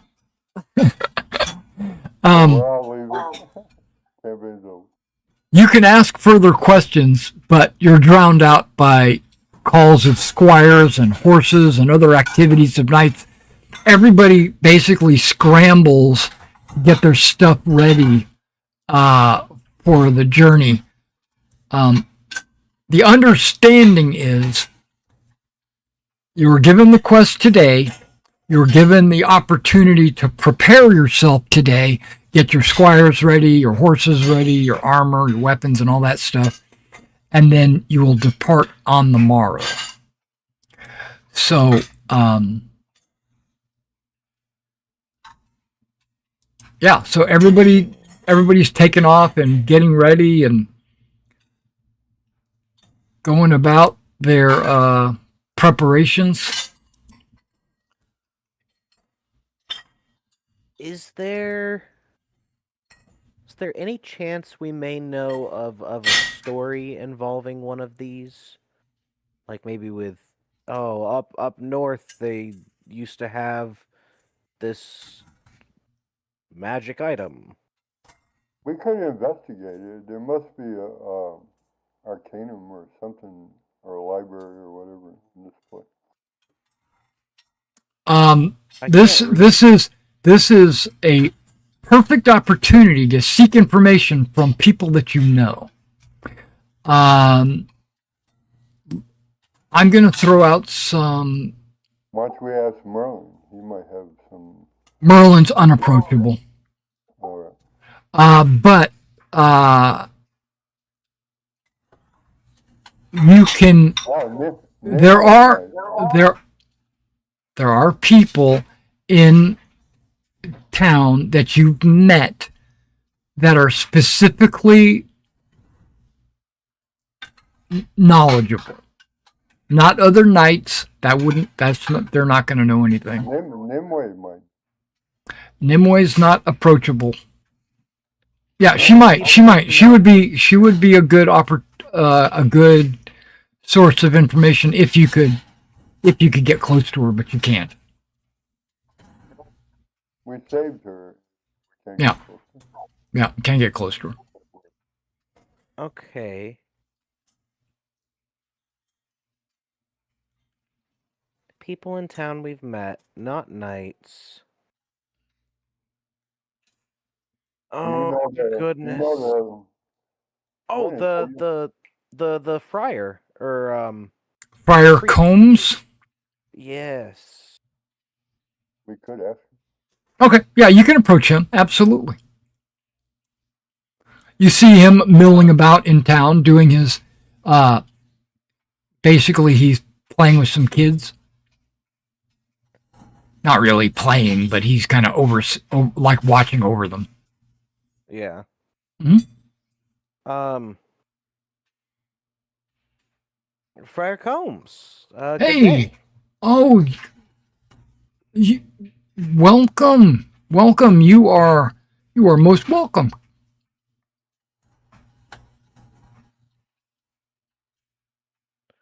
Hey, do we have a copy of this song? Do you have a what? Do we have a copy of this song? You do not. How are we going to find out if we don't? Even if you had a copy of it, you can't read it because you can't read. Yeah, but the fire might be able to read. He might be able to read, yeah, but no, you don't have a copy of the song. So how are we going to know what we're looking for? I don't know. We got to memorize the song. Got to memorize. I gave you a handout. I gave you a handout, but either way, you come up to Friar Combs.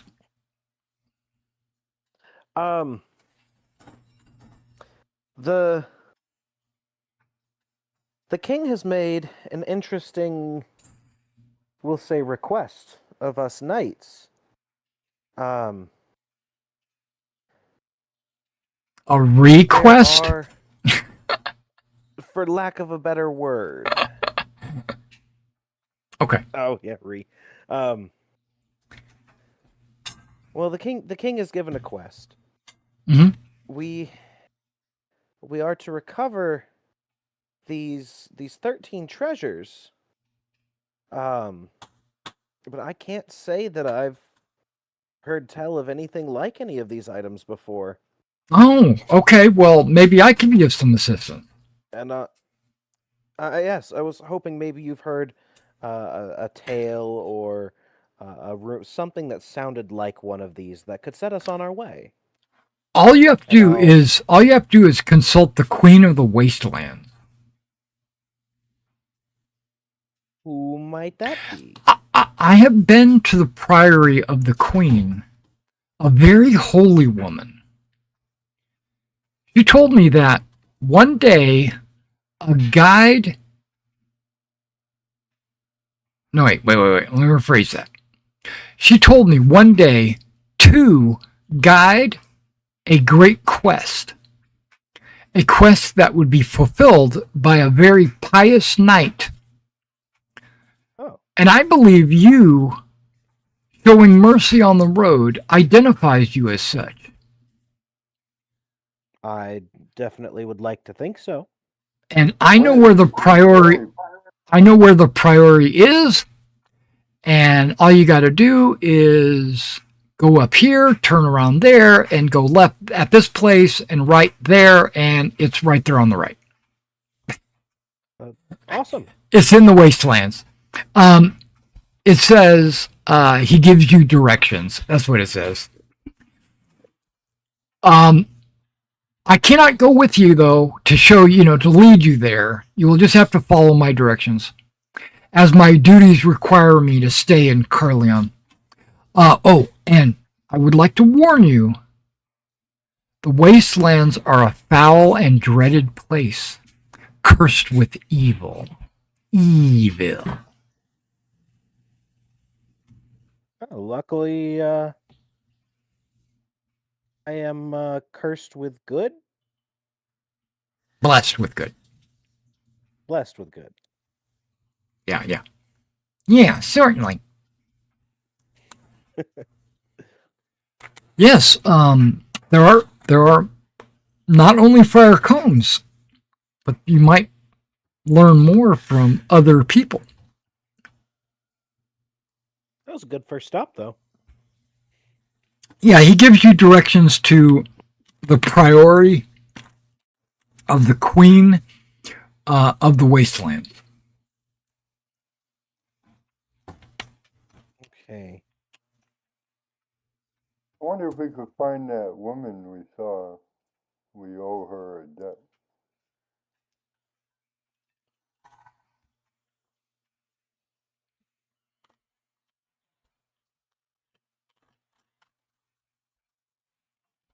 Also, Nimue owes us a favor. I don't know why we should be unapproachable.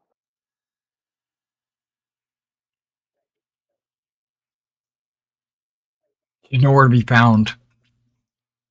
Oh, okay.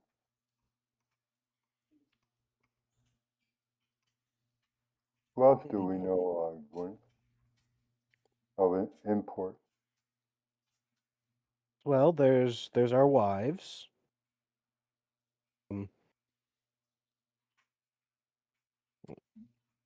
We I guess could. If wouldn't hurt if that. you were a person in a fantasy medieval world and you wanted to learn something of a story, where would you go?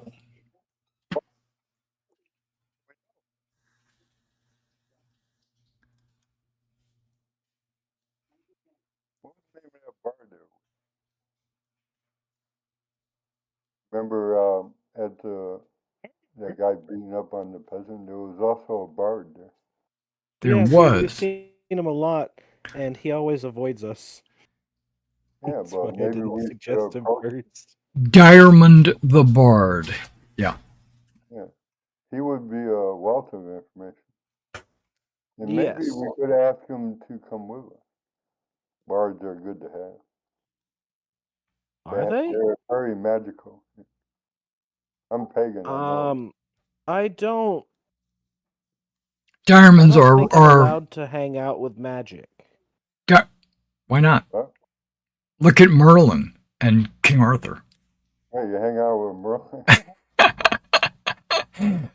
I'm sorry. Bards are, think of them like enchanters, or they can cast spells and stuff like that. So Yeah, look at The Witcher. He uses a bard for almost everything. I know. yeah, magic is kind of a norm. Yeah, Yeah. I'm a pagan, so magic is the norm. So are you guys looking for him and trying to find him? Yeah, we're going to Yeah. try to find the bards. It's Okay. probably an attack. Okay, so you guys are like communicating with each other saying, hey, he's a magical person, and he might know this information. And then you say, okay, let's go look for him. And as soon as you turn around, he's standing beside you.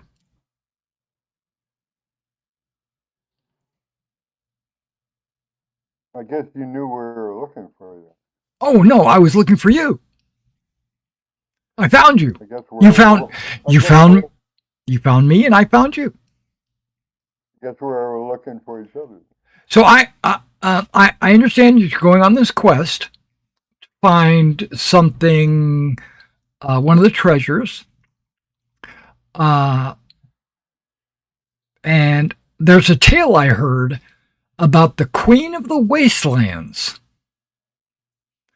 She knows much of the treasure and where it may be found. Yeah, we heard it.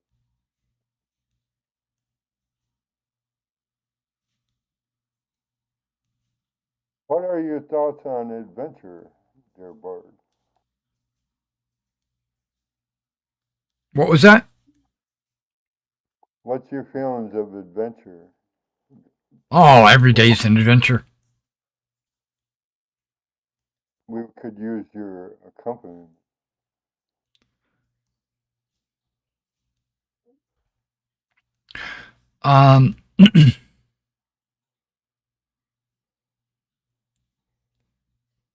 Unless you have other things. No. I would be happy to accompany you on this quest. Great. All right. Sounds like good. Let's find this queen is the first thing. Now, just so you know, I will be a neutral observer. I will not aid you in any way. I will merely witness your glorious actions. Good. You could write songs about us and all that. That's awesome. Exactly. Yeah, I'll document your activities. Yeah, absolutely. And I have the song that was sung by Nimue memorized, so if you needed to know anything about it, I could just tell you. Oh, that's really convenient. That's right. I.e., the handout. Yeah, he does know the song by heart. quested to find his queen in the wasteland? Oh yes. Oh yes.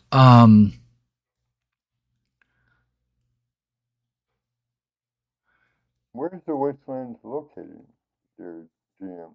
There's a Bardner. Way to the north. Not way to the north. That's a lie. Maybe if I showed you on a map, you would know. That would be great. Wow, you have one of those too? Yeah, I don't think this map here is showing us.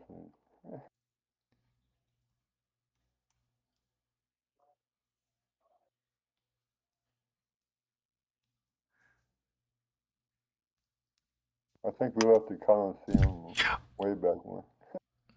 It says neither Ariete nor skill will tell you where to find the wastelands.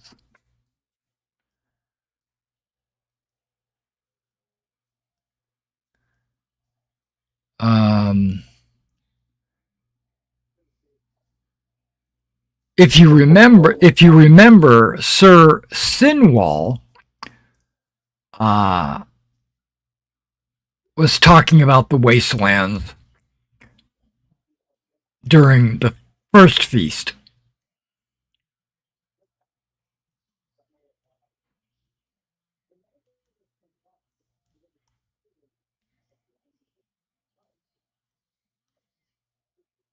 Yeah, Sir Sinwall. If you remember, he's the one that was arguing. He's the one you fought in the tournament, in the challenges, and The only one I beat.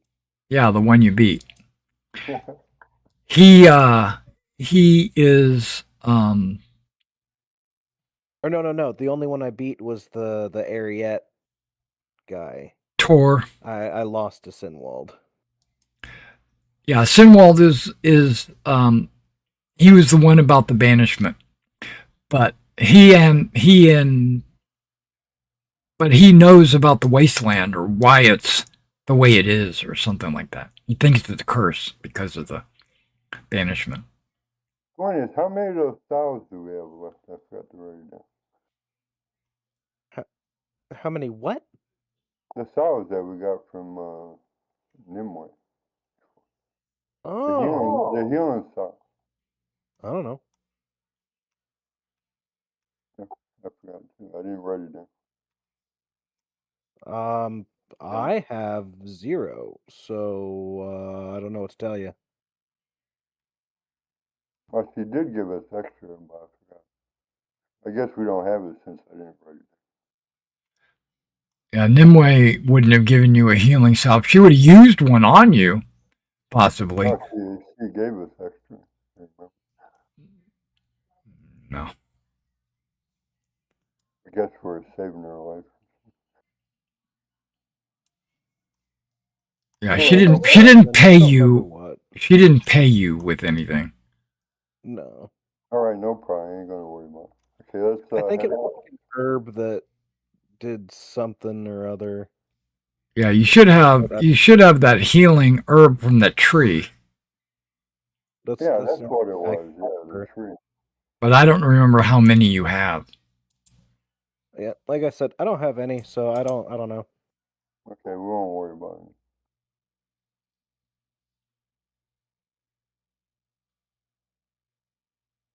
Can we say we have at least 2? I think you can say you have 4. All right. I'll write it down. Yeah, just put it in your items under your character sheet where you have equipment. I think Caradoc was carrying those. He might have been. Let me pull his character sheet up.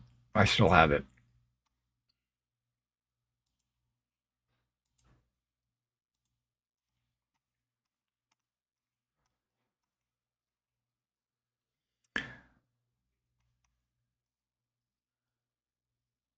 Okay, I see his knightly gear. I have Spatha, clothes, lance, spears, dagger. That's all he's got. Oh well. All right.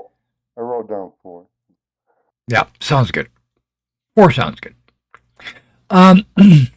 Yeah, so do you want to find Sir Sinwall and ask him? Yeah, it doesn't hurt to, right? Otherwise, you won't know where to go. Wait, so we were given directions starting once we get to the wasteland. We don't know where the wasteland is, so we're going to find out. Yeah, that's what I'm saying. Is he said once you get there, you'll go this way. Says Friar Combs has been to the priory, a very holy woman. She told him that one day, blah, blah, blah, blah. Okay. The friar knows where the priory is and gives you directions to get there. Yeah. He also warns you of the wastelands. Yeah, so he tells you how to get there. So that doesn't make sense. But it is worth seeing. Okay, if there's maybe some more information. This is written in a way where you might not have talked to Friar Combs. Yeah. And then you wouldn't have known the way to get there. Okay, I got it. So, but because of Friar Combs, you get directions. I'm going to bring out a Britain map.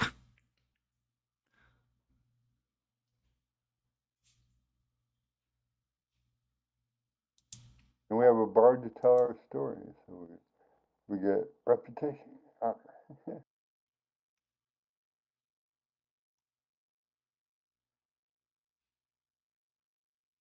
Come back as heroes.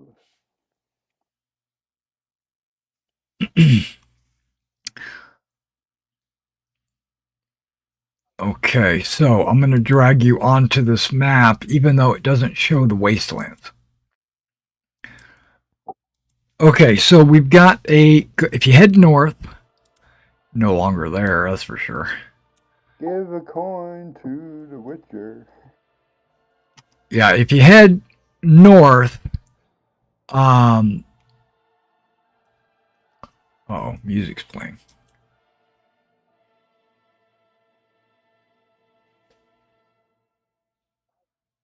Something Cumbria? That's themes. Okay, so you got above Cumbria, you have this thing called the Perilous Forest right there, right? And you remember you had a temple that you visited up here where this red dot is. Somewhere over in this area is the wastelands. Now let me try to get a better. Okay. There's the wastelands. Well, we got a long way to travel. Yeah.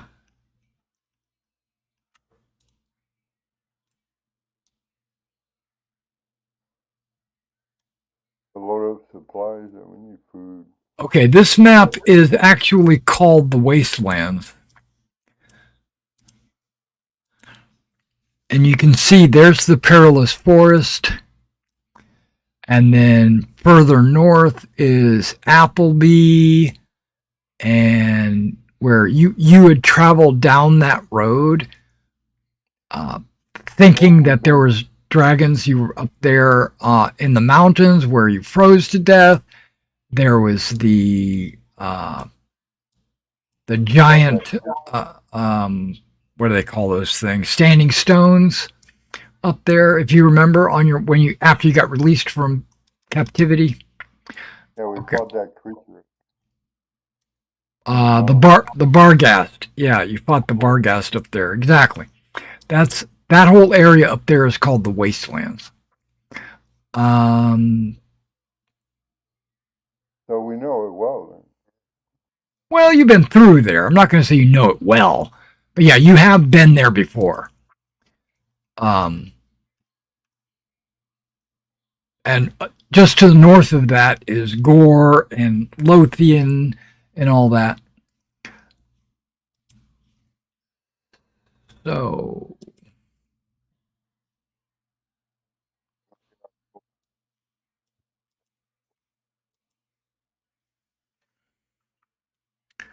Load up. okay, that doesn't go high enough. Okay. That map's not tall enough.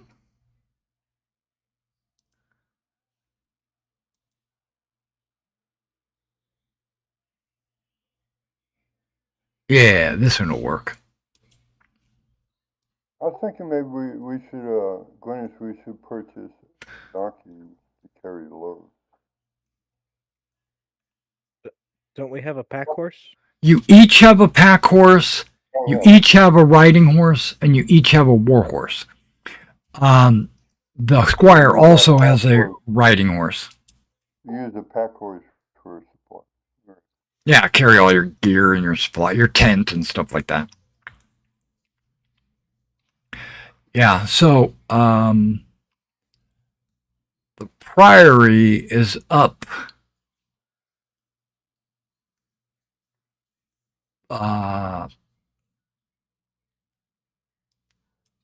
probably next to Appleby. It's up in that area. We're going to carry extra supply of water since it's called a wasteland. Just be prepared. Yeah, absolutely. And you can refill in a lot of these different rivers and lakes and stuff. Okay, so having found out where you guys pretty much you have a good clue of where you can go and what you can do, you leave on day 1. Okay, the quest day was day 0. Day 1 is the day you leave. If you want to keep track of this, I would love it if one of you would keep track of it. You need remember. I think I might keep track of this. Just call me crazy. Day 1. Use a notepad. Keep track.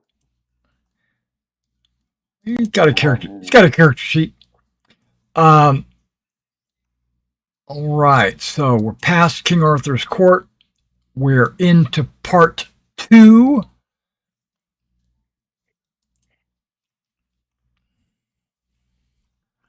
It says the wastelands are in the kingdom of Listanese. Listanese. Do we see Listanese up there anywhere? Do we know what it's by?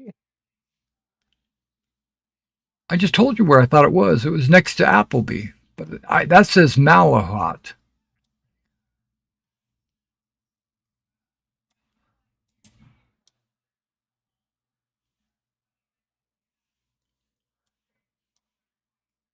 Unless there's Appleby.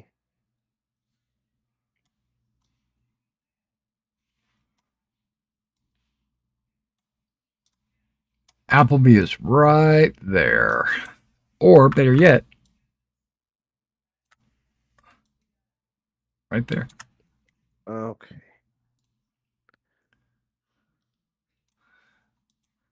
Cataract. On the map. Yeah, I don't see listed. It's Malahat. Okay, so maybe it's maybe that's a typo or something. But it says Kingdom of Listanese, north of the Perilous Forest. Okay, this is Perilous Forest right here. So maybe it's this.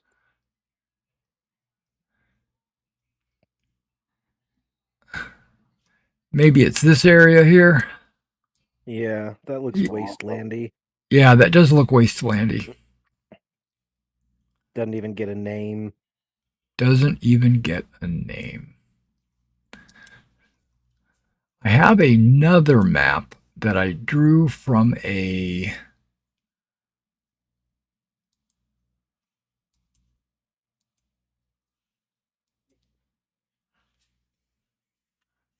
totally different book. Western Cumbria.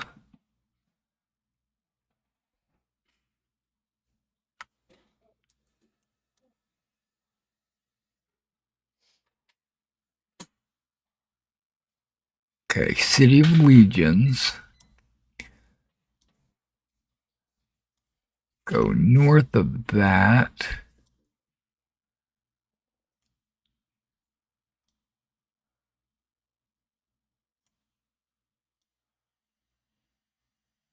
How do you spell this place?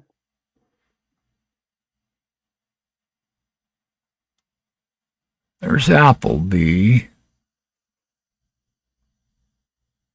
How do you spell the name of this place Name of what place? that you're trying to find? The Wastelands? No, the place you're trying to find. How do you spell Why, are you going to Google it? it? No, I'm going to put it in the notes. There you go. It's in the chat.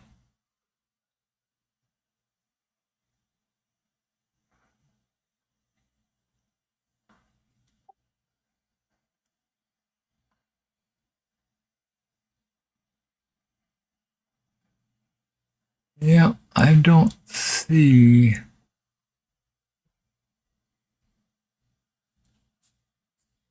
It's all like written by hand anyway.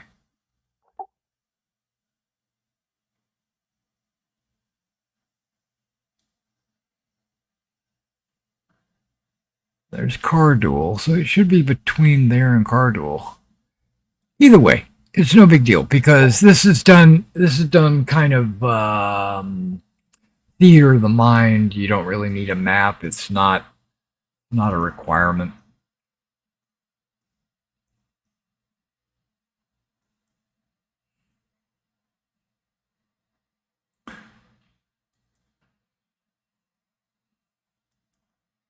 Yeah, let me just go back to the Britain map.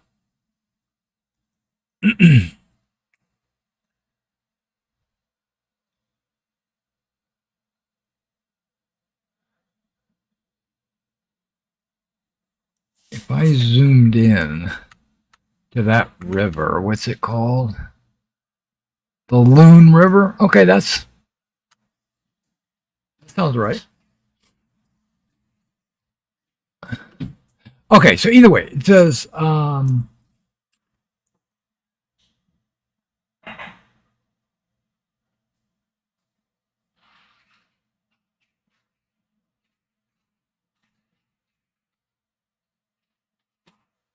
okay, it says the Dolorous Strike.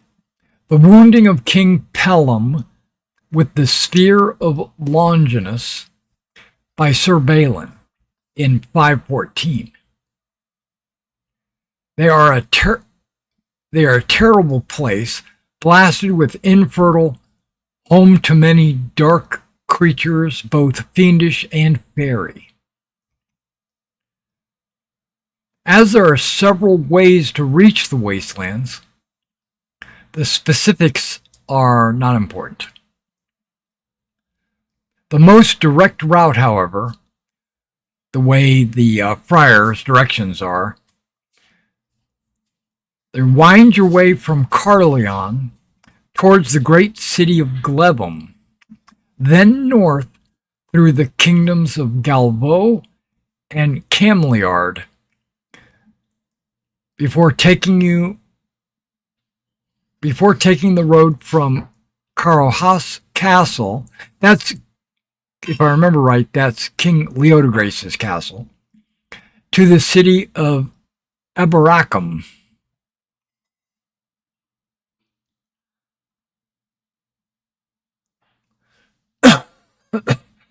Okay, there's Galvor, Carlhas.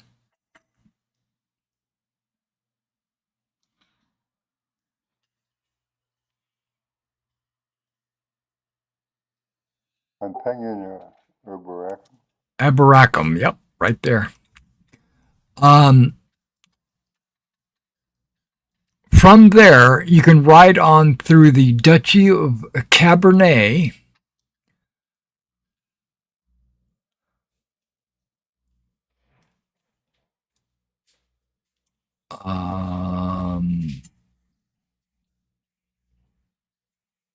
as if making for the port of Carduel, which, yep, right there. The knights leave the King's Road before Carduel, most likely at Appleby Castle, which is, back here. This leg of the journey takes approximately 12 days. Assuming you were not stopped by any length of time on the road, pausing only to present yourself at various castles on the land, and you were passing through and perhaps encountering old friends and rivals. Okay. So add 12 days. Add 12 days, yeah.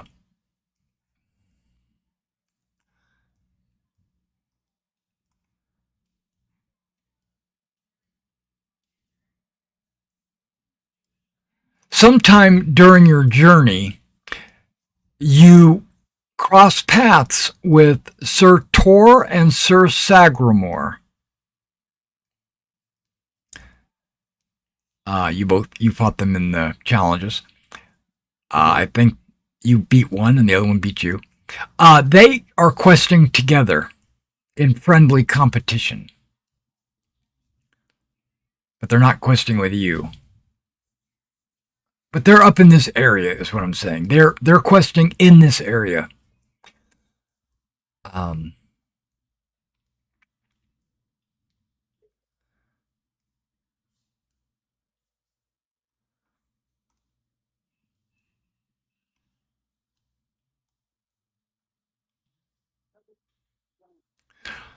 The people in the area don't have really any information on the wastelands. They are just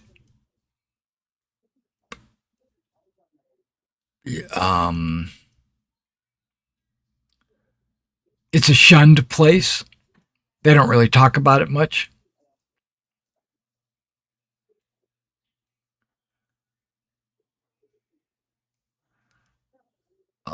And you're traveling with Diamond. So the peasants don't talk to you. They talk to him willingly. Like, they avoid you. They don't want to anger you. They don't want to get embroiled with you. But when it comes to Diamond, they're like, oh, hey, like he's one of us kind of thing. Yeah, I understand. You guys are also on your way to becoming what's a term? Folk heroes. Like, people know of you because your glory is starting to get there, right? You're in the close to 3,000 area. So people are starting to, like, I've heard of you, kind of thing. Not everybody, just some people. Well, actually, we're getting close to 4,000. Exactly.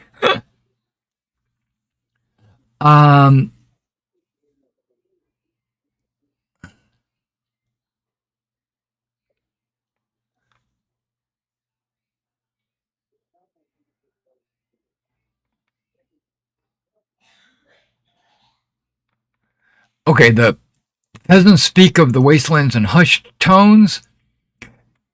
It's a shunned place. No one can tell them where the Queen's Priory is. But they've heard that she is a holy woman.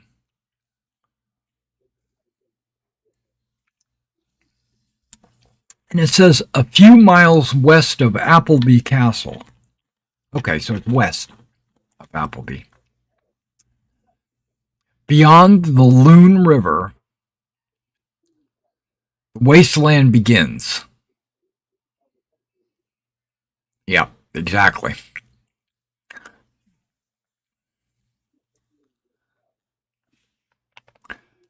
There's nothing but miles of stark, jagged cliffs, stabbing feebly into the leaden sky. Dead ground and rotting flora.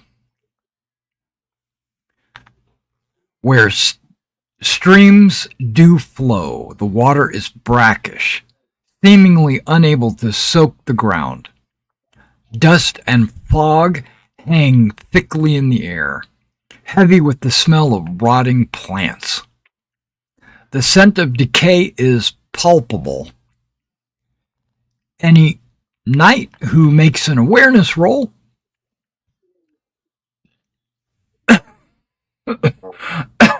awareness. Really? Yeah, it happens to the best of us. Gwyneth? He's talking.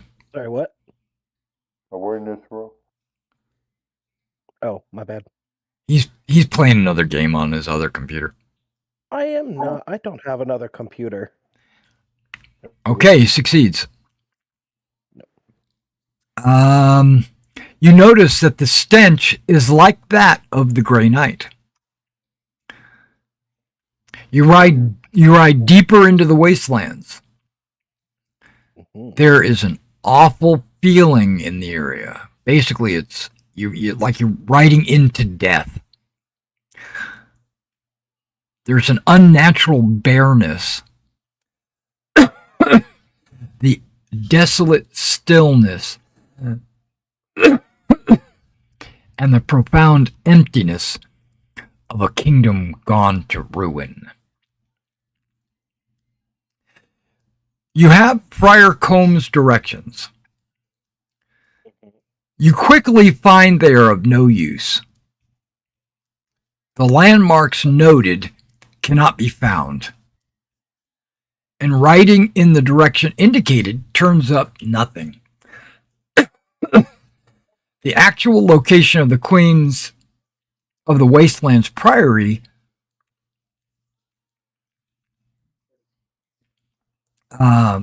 basically it's you can't find it right away.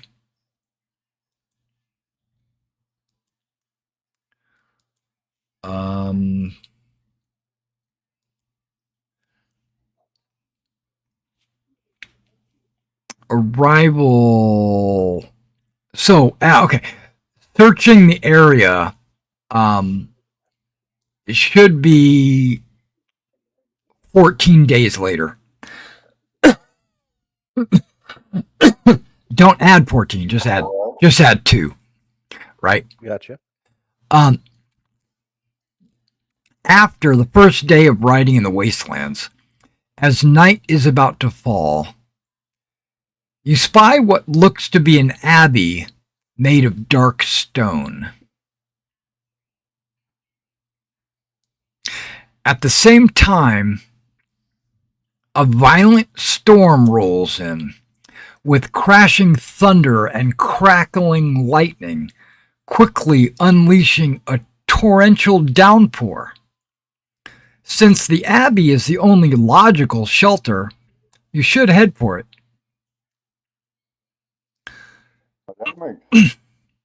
Yeah. Make a religion Christian roll.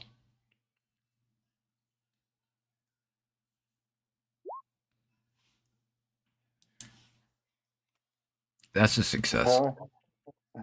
A success notes the total lack of religious symbols on any kind of the abbey. Oh. It's basically a abbey with no holy symbols.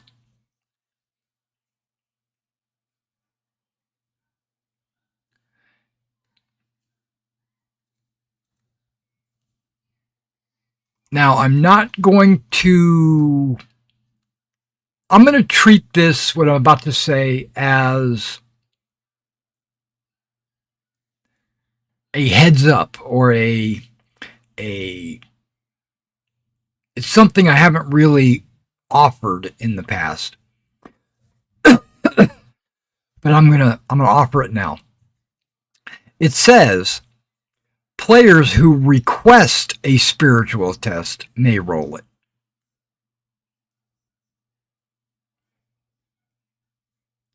So this is an opportunity where you know there's no holy symbols and you go, I wonder what that means. And you might ask the game master, hey, can I roll a spiritual to see if? Exactly.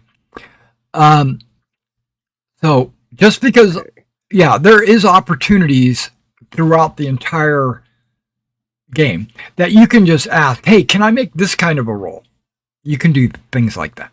Okay, so a spiritual test succeeds to note an indefinable feeling that something is very wrong. Yeah, it's an abbey with no like crucifix or anything. That's right. A successful stewardship roll.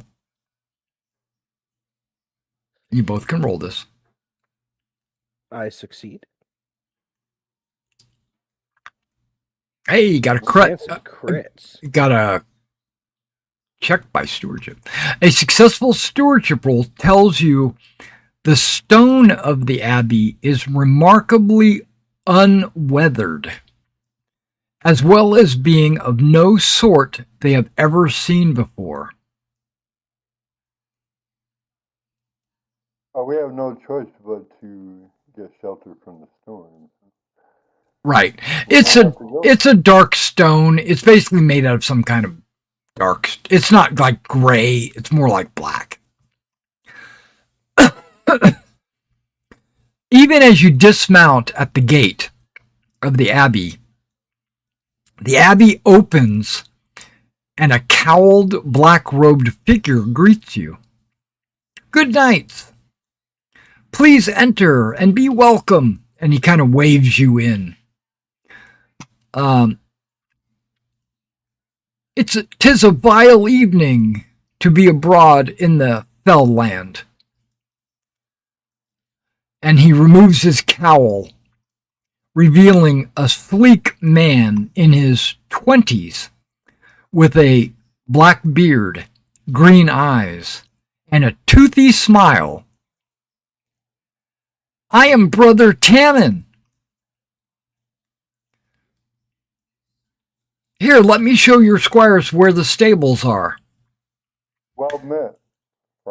Well met. Absolutely, kind knights. Enter, and I will make meal. I will make meal. And he shows your squires where to put the horses away at. Then there's a stable in the back. We appreciate your hospitality. Oh, thank you.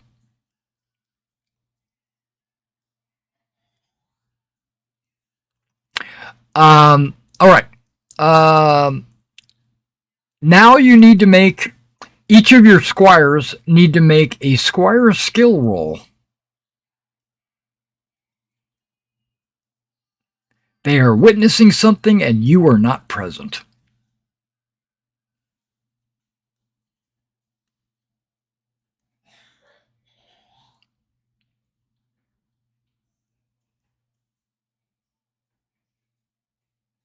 Squires, it should be on your squire. I know you guys are probably having to pull up your squires and everything. Oh, there's a crit. Okay, well, that's good enough. And a success. Okay, so they both notice it. I want to show you this picture, but it's kind of misleading. But I'm gonna show it anyway. I don't care. I'm gonna give you the picture. It's misleading, though.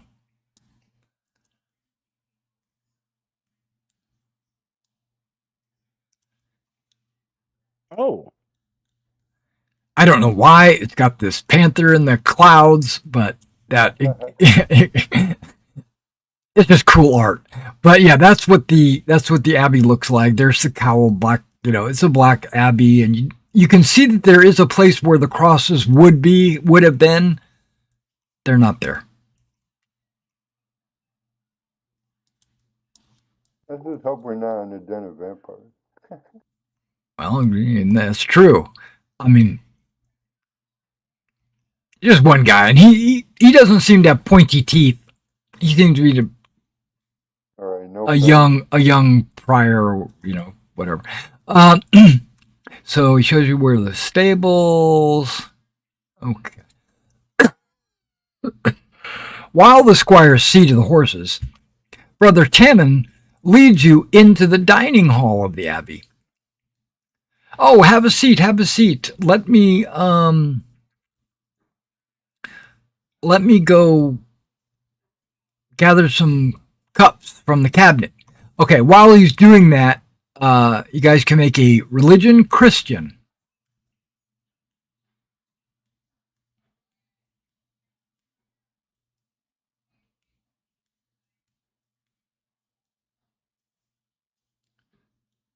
Okay. Bum, bum, Couldn't pass a bum. single awareness roll earlier. Well, you're being very aware now. The app. Wait. The dining hall, the abbey, and bids them sit within the abbey. Okay, so now that you're in the abbey, you note a lack of religious symbols in evidence. Okay, basically, like there would be an altar, there might be a cross sitting on it, or there might be a crucifix on the wall or something like that. Nothing like that is in this place. You know it's obviously an abbey, but it's like there are no religious symbols anywhere.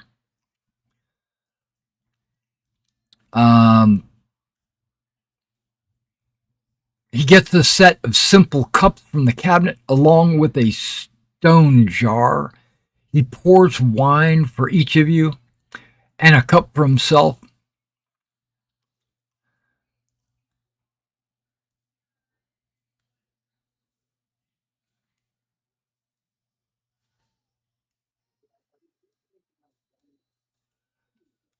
He takes a sip and bids you take a sip. Oh yeah. I'll drink. Um,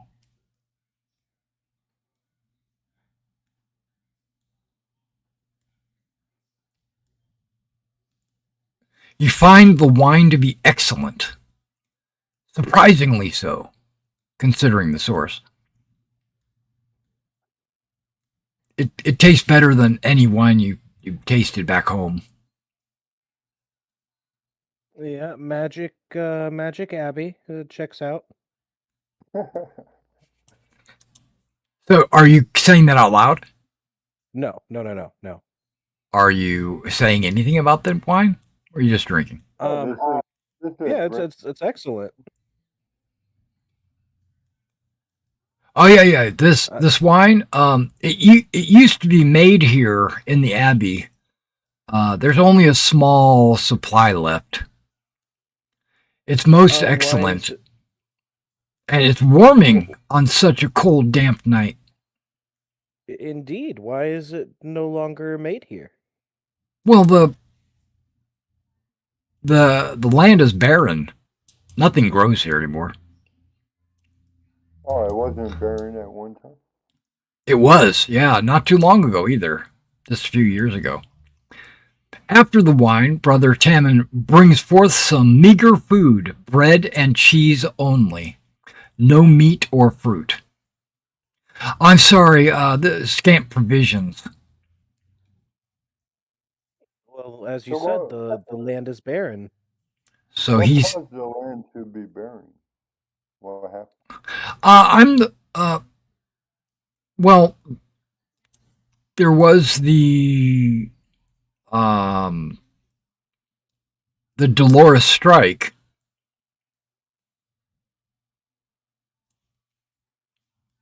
That probably cursed us.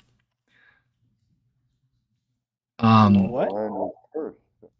Ever since the Dolores strike was smote, the land has withered, and little by little, all the brothers, including the abbot himself, became despondent and wandered off or perished.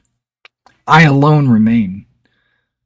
I maintain the abbey in confidence that one day the land will be redeemed and the abbey will flourish again.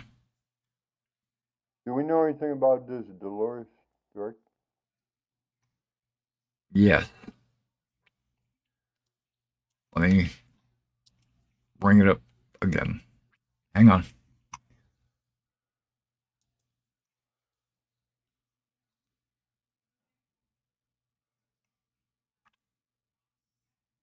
The wasteland was created by the Dolorous Stroke, the wounding of King Pellam with the spear of Longinus by Sir Balin in 514.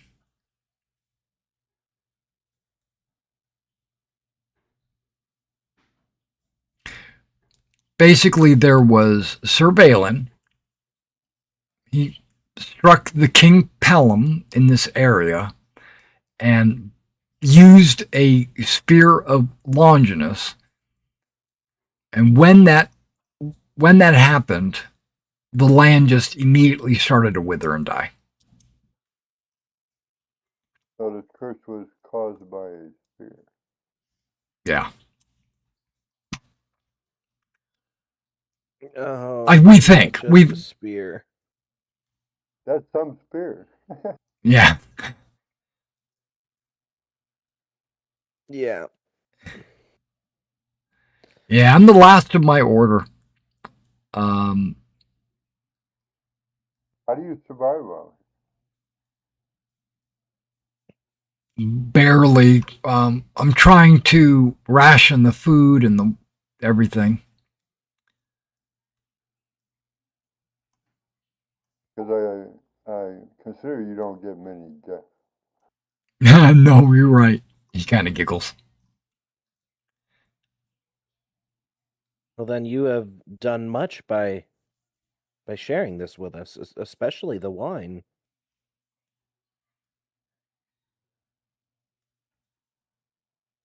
You honor me. You could. I mean, yeah, that's.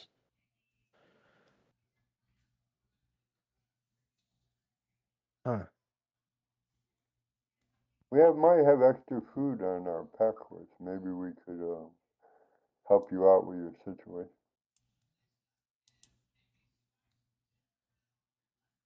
Give you. Okay, so the squires wander in, and they come in and they say, we noticed something while we were putting up the horses. There were exactly 6 stalls, one for each of the horses. It was weird. We just thought it was weird. There was like one for each charger and one for each of our riding horses. Oh, wait, I guess that would be 8, right? Because you have 4 horses each. Yes. Yeah, so it'd be 8. There was actually exactly 8. There's one for every horse.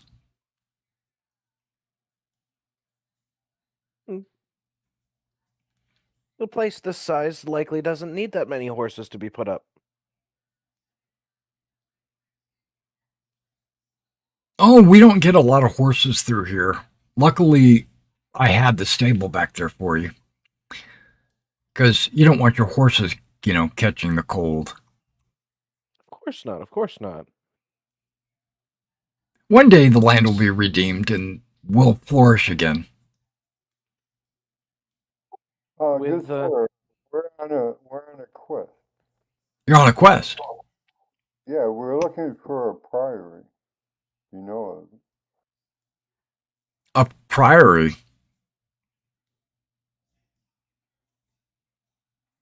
A priory for who? A queen. Oh, which queen? There's more than one.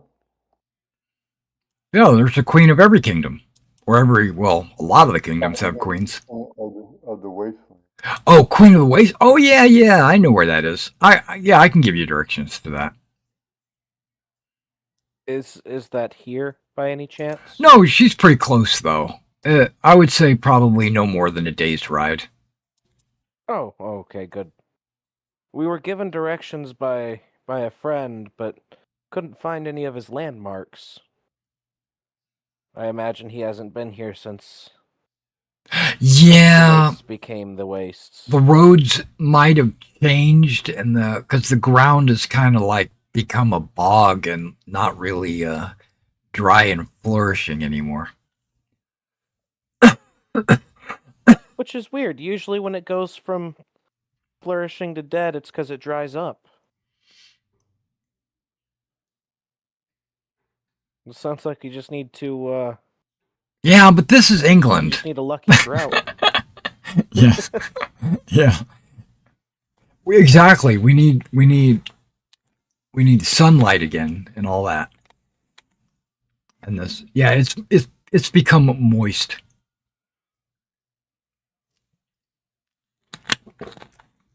Okay, well, I can maybe sketch you a map or point you, at least point you in the right direction in the morning when the sun comes up. So I've got a couple of rooms upstairs, but not enough for your squires. But they're welcome to stay down here in the dining hall. That's fine. They're used to that. And they are used to that. The squires say, "Yep, we're used to it," and they start unpacking their bedrolls and stuff. And okay, so he goes up one flight of stairs, and he shows you that there are these two rooms. They look like a room that you've seen in any other abbey or any other like church or whatever. They look like something where the brothers that used to live here would have lived. Basically, he's giving you one of the brothers' rooms each. They only have 3 rooms? Well, that he's only giving you one each. He's not going to give you 2 each. Well, I mean, there's more floors. Okay, fair enough. Yeah, and there's the back, which you don't need to necessarily go back. These are better.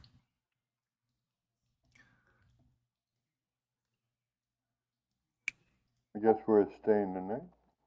Yeah. Well, all right. I'm not sleeping outside. It is raining and thundering and wet. All right, Mr. Obvious. Okay. Okay. So here it goes. You start feeling very sleepy. And so do your squires. Basically, you've been on the road for a couple of days, more than that, but ever since you left the main road, been in the wilderness, in the wasteland. This doesn't seem unusual. And you're probably very tired from the road. That's why he's giving you a bed. Brings you to a wing of the abbey. There are numerous doors. In fact, one each for you. Okay.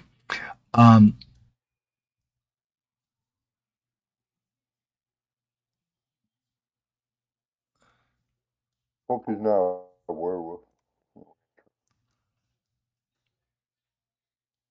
You say that, and he like. Do you say that out loud? No. Oh, okay.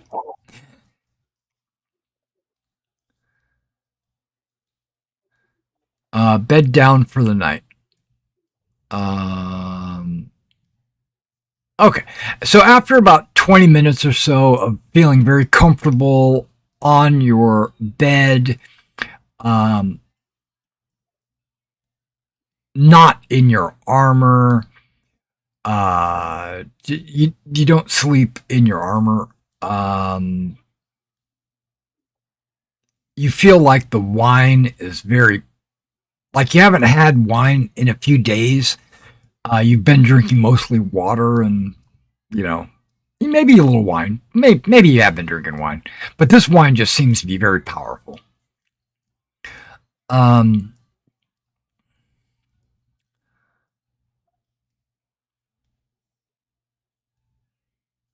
He excuses himself and he truns off to his own bed. Um,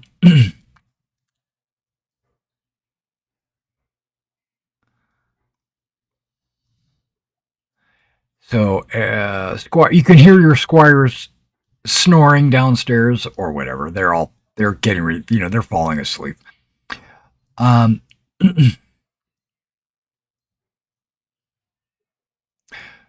okay, so everybody in this place, horses, squires, what do you call him? Getting a bad feeling about it. What do you call this guy? An abeist, abolitionist? No, he's a Monk. he's a monk. Yeah, we'll call him a monk. He's asleep. You guys are asleep. Everybody's asleep. Who has the highest appearance? Um, I think Sanson right now. I've only got a 14. 18. I can't understand you. All I heard was robot. 18. 18. Okay. So Sanson's got a high appearance. He's not furry. You're laying in bed, and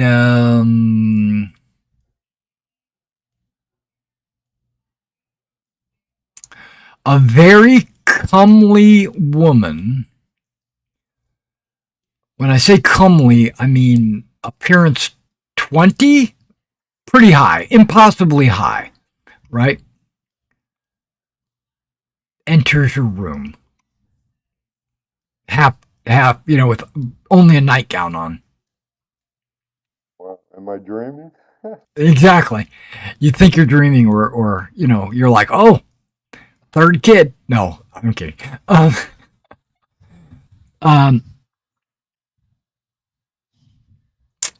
Is there anything I could do for you, Melody?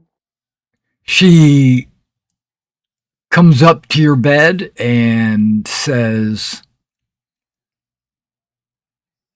am I not appealing? Most definitely. So she tries to climb under your covers. That's Sanson's thing, so he's probably going to go along with it. Yeah, of course.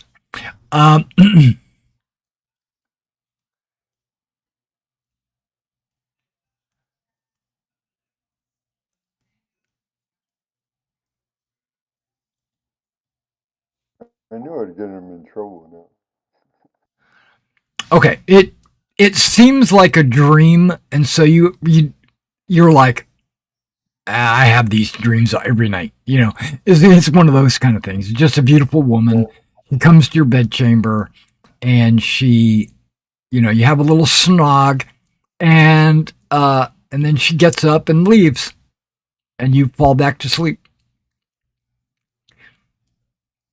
And then Gwyneth, because you're not the highest, a comely woman approaches you and says, time for round 2. No, thank you. No, please, no. That would be a chaste roll. Yes. If you try to resist. But you do get to go against her lustful. Wait. Against the lustful. With a plus, you get a +5. To resist. To chaste or lust? Chaste. Oh, okay. Yeah, well, I passed even without it. No. It's a versus. I need to know your total. Oh, so I have 11 then? Correct. You have an 11, and your target was a 15, right? Okay. Yes. Okay, let me find her lustful.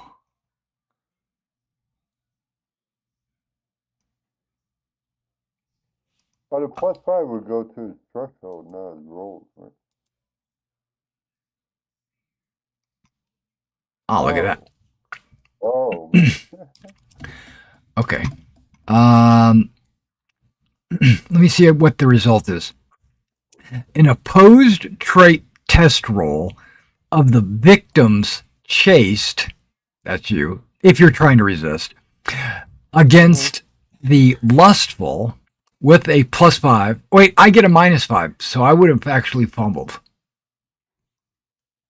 Oh, thank goodness. It's a reflexive +/-5. Oh, okay.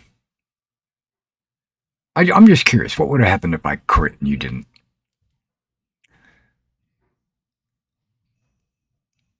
Okay. You wouldn't have been able to resist. Okay. Bunch of lustful women in the abbey. Right. I think it's one woman.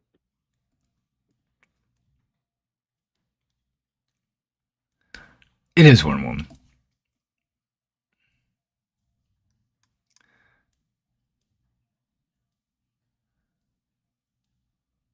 Okay.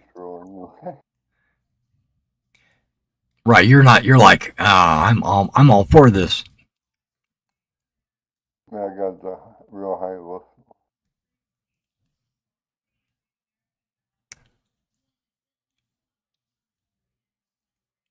It also says, allow the players to use their passions.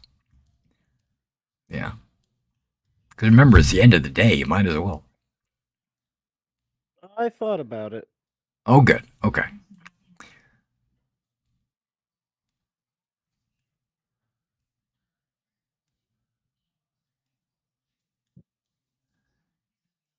Okay, I'm a little confused. If you don't, okay, you are currently awake. You think you're dreaming, but you're actually awake. Okay, you're refusing her wishes. Like she's trying to climb into bed with you, and you're like, no, hold on, I'm a married man. Blah blah blah. Right. What happens is you see her vanish in a puff of smoke. And then a moment later, a Black Panther appears in the room and snarls, and then springs at you, jaws agape. I roll for a new pair of pants. More than that, you roll for initiative. No, there's no initiative. It's jumping on you.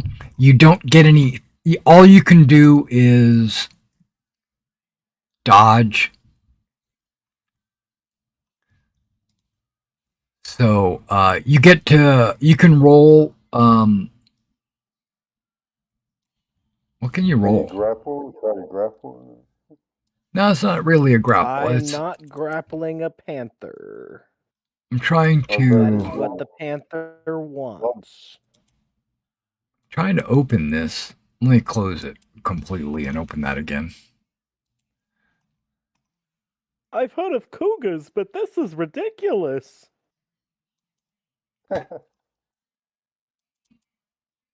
Why is it like this? Aha! Okay.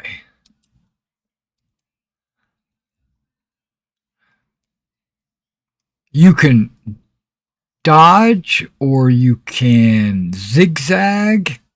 No, you can't zigzag. You're not moving. Exclusively unmounted. Okay, you can dodge. That's what you can do. I didn't put what dodge does for you in here. What does dodge do for you? Do you know? I do not. Well, let's find out. I feel like I remember us discussing it at the start of the game, but I might be remembering like Harn or something.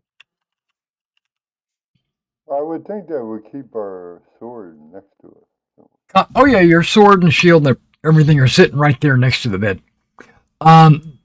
The dodge recklessly throws themselves to the side without caring how they land in order to avoid taking damage. A character's single roll is pitted against the opponent's rolls and foregoes the penalty for facing more than one opponent. Don't have to worry about that.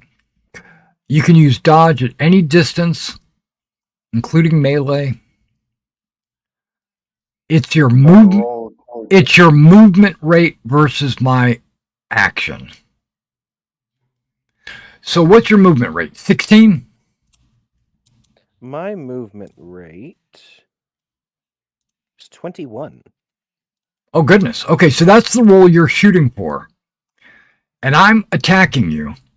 And if you roll higher, I'll dodge. if you roll higher than me, you take 0 damage. Well, I got a 6. No, you make a dodge roll. Right? You roll. Isn't there a button next to movement? It doesn't matter. You roll a 6. Not that I saw. Okay, so if I beat a 6, But also, if I have a target of 21, then that would give a +1 to the roll, right? Because it's over 20.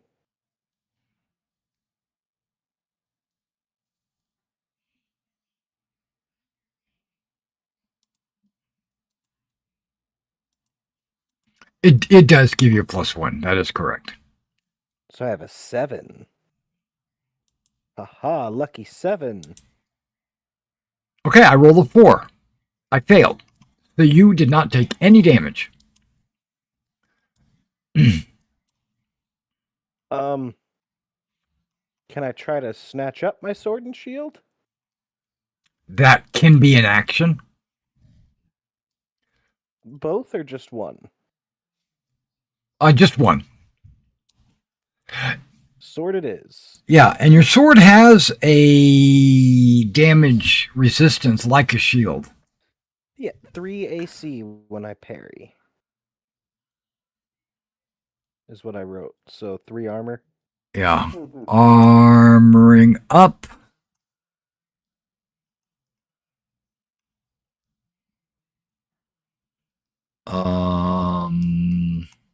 Yeah, armoring up takes multiple rounds. Each combat round spent getting into armor must be devoted to nothing else. If you're forced to fight, then you're counted as unarmored.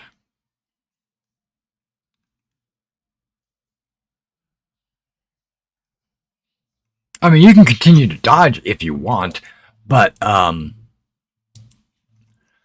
or you can. No, I got my sword. Okay, so you can use your sword. Having picked it up, you can actually strike with it at a -5. Is it a -5 because inside? No, it's -5 because you had to pick it up. Oh, right. You didn't have it in your hand. It has a +5. Right. Gross. But he's not mauling you anymore. Made a It dodge stopped? roll under instead of a weapon. No, he doesn't get to maul you. He has to use his claws. Oh. Well, I still got a success. Okay. Let's cancel this because I forgot to add 5. There we go. I failed. Okay, so you struck him for 19. Mm-hmm.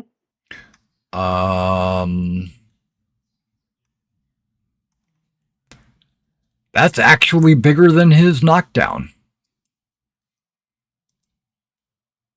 Well, I'm not knocked down. Well, at least I got my critical out of the way. What'd you do? 19 damage? Mm-hmm. Okay. I'm reducing it by armor. That gives me... Yep. Panther has armor? Yeah, the Panther has 3 points of armor. Yeah, 3 points of armor. But -3 points makes it 16 His major wound is 15. So guess what? You defeated a panther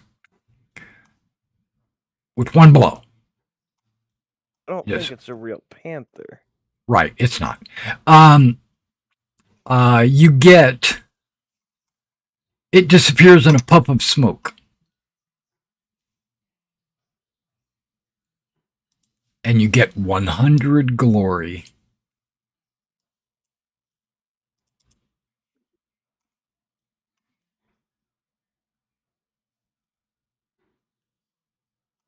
I immediately yell for Sanson. That's you saw the panther in the clouds, right? Yeah. Okay, so And I go running for where his room is. right, I come running over with my weapon in hand. What's up? What's up? exactly. You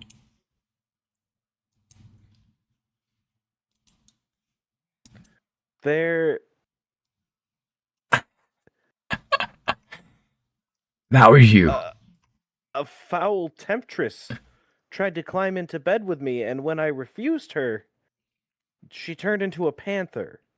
Hold on. In the middle of your commentary, there's an explosion. The entire abbey explodes. Say what? But what's in it, right? What happened to us? And it exploded in smoke.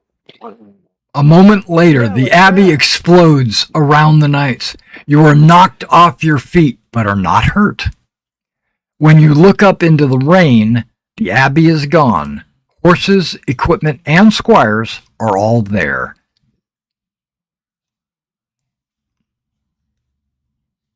It was all magic. It was the illusion. Yeah, there's no abbey here. Huh.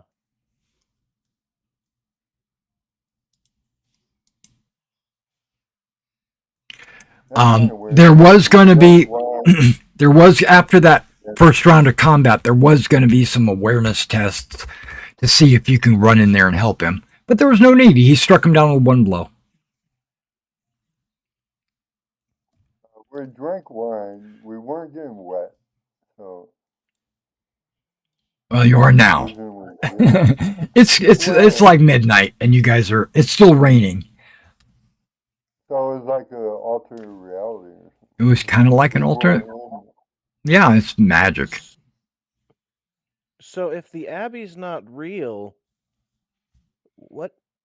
Sanson, what did we drink? We drank wine. It was the illusion was made real, I guess. Oh, yeah?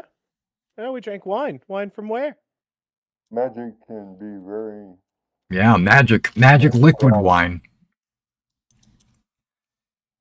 I like that. I know. And have to find shelter. There's no... the squires say, hey, if you would like, we could put up a tent real quick. Yeah, that would be... I'm actually going to help. Oh, there you go. So you guys... I have incentive to get out of the rain. Right. You don't have your armor on.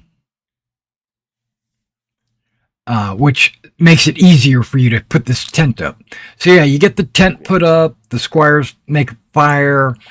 They're all a little groggy because of the cursed, or I should say poisoned wine or whatever it was. And let's put a little marker here. I don't think the fire's gonna last too long in a downpour. I think you guys are probably right we about. Need to take turns keeping watch, Sanson. You guys are probably right about there. Okay, and so that's where we're going to call it for the night. Okay. The Abbey, the Dark Abbey. Brother Tamis. We'll make a lean-to for whoever's on guard so they can stay dry. Well, if you want, they can stand guard just inside the door looking out the doorway. I mean, you're not going to see much in a downpour like this, so you're really just listening and ready for something to mess with the tent. Plus, there's a bunch of horses out there, you know, and Yeah. You're just sitting up in the tent. Sitting. That's what I'm saying. You're just sitting at the doorway, looking out the door, maybe. But that kind of messes up peripheral vision. It'd be better to make a lean-to so you could stand out there. If you want to go hunt for even more sticks in the rain, be my guest. I will be sitting in the tent. All right. Yeah. All the wood that you found was just. Think of it like a forest fire came through here and burned all the trees down. That's kind of what it looks like. You can find some wood, but yeah, you'd be out there a while if you wanted to make a lean-to large enough for someone to stand in. Oh, we don't have Especially someone your size. You have a second tent. You could make a, but aren't you doing the same thing as? They come with poles, don't they? Yeah, they do. Yeah, you can put the second tent up. You can roll up the sides so it's just a top. Use it like a tarp. Yeah.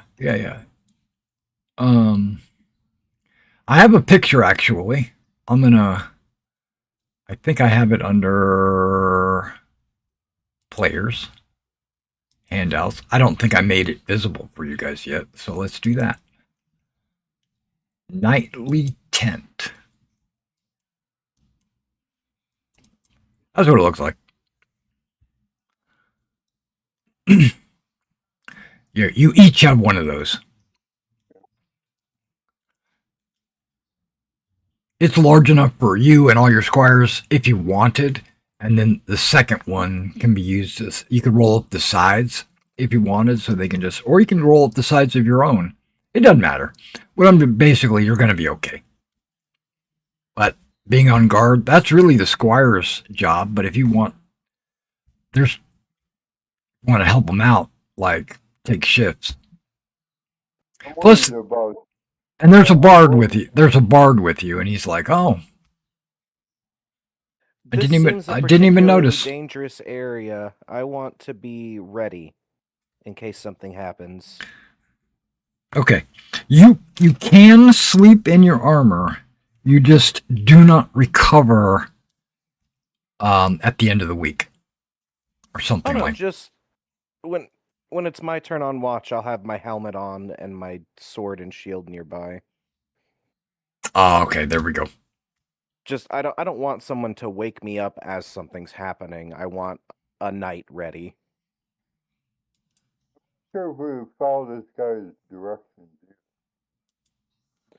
I mean, we're looking for someone for magic nonsense.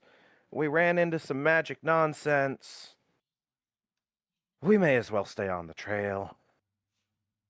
I mean, I don't think we should trust his direction. Well, I think we should. You don't. His directions are useless right now, and the guy in the abbey was going to tell you in the morning, so he actually never told you anything. Oh, he never told us. All right. Yeah. Okay. Well then. I think we're in the area. He lied to you. He's mean. He's a I bet mean he's person. not even a friar. Yeah, he was a Black Panther. All right, guys. Is he also the lady? Yes. Have a good night, folks. If you're curious, he was a incubus/succubus. Oh.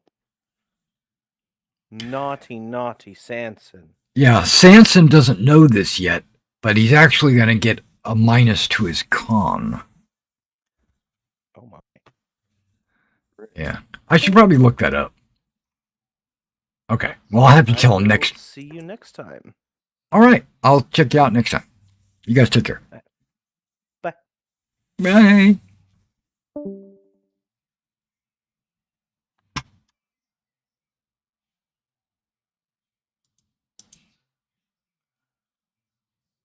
Try not to forget this.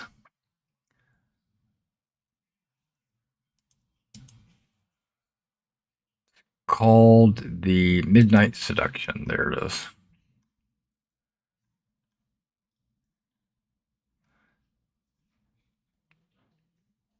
The victim loses 1d6 con for the remainder of the year.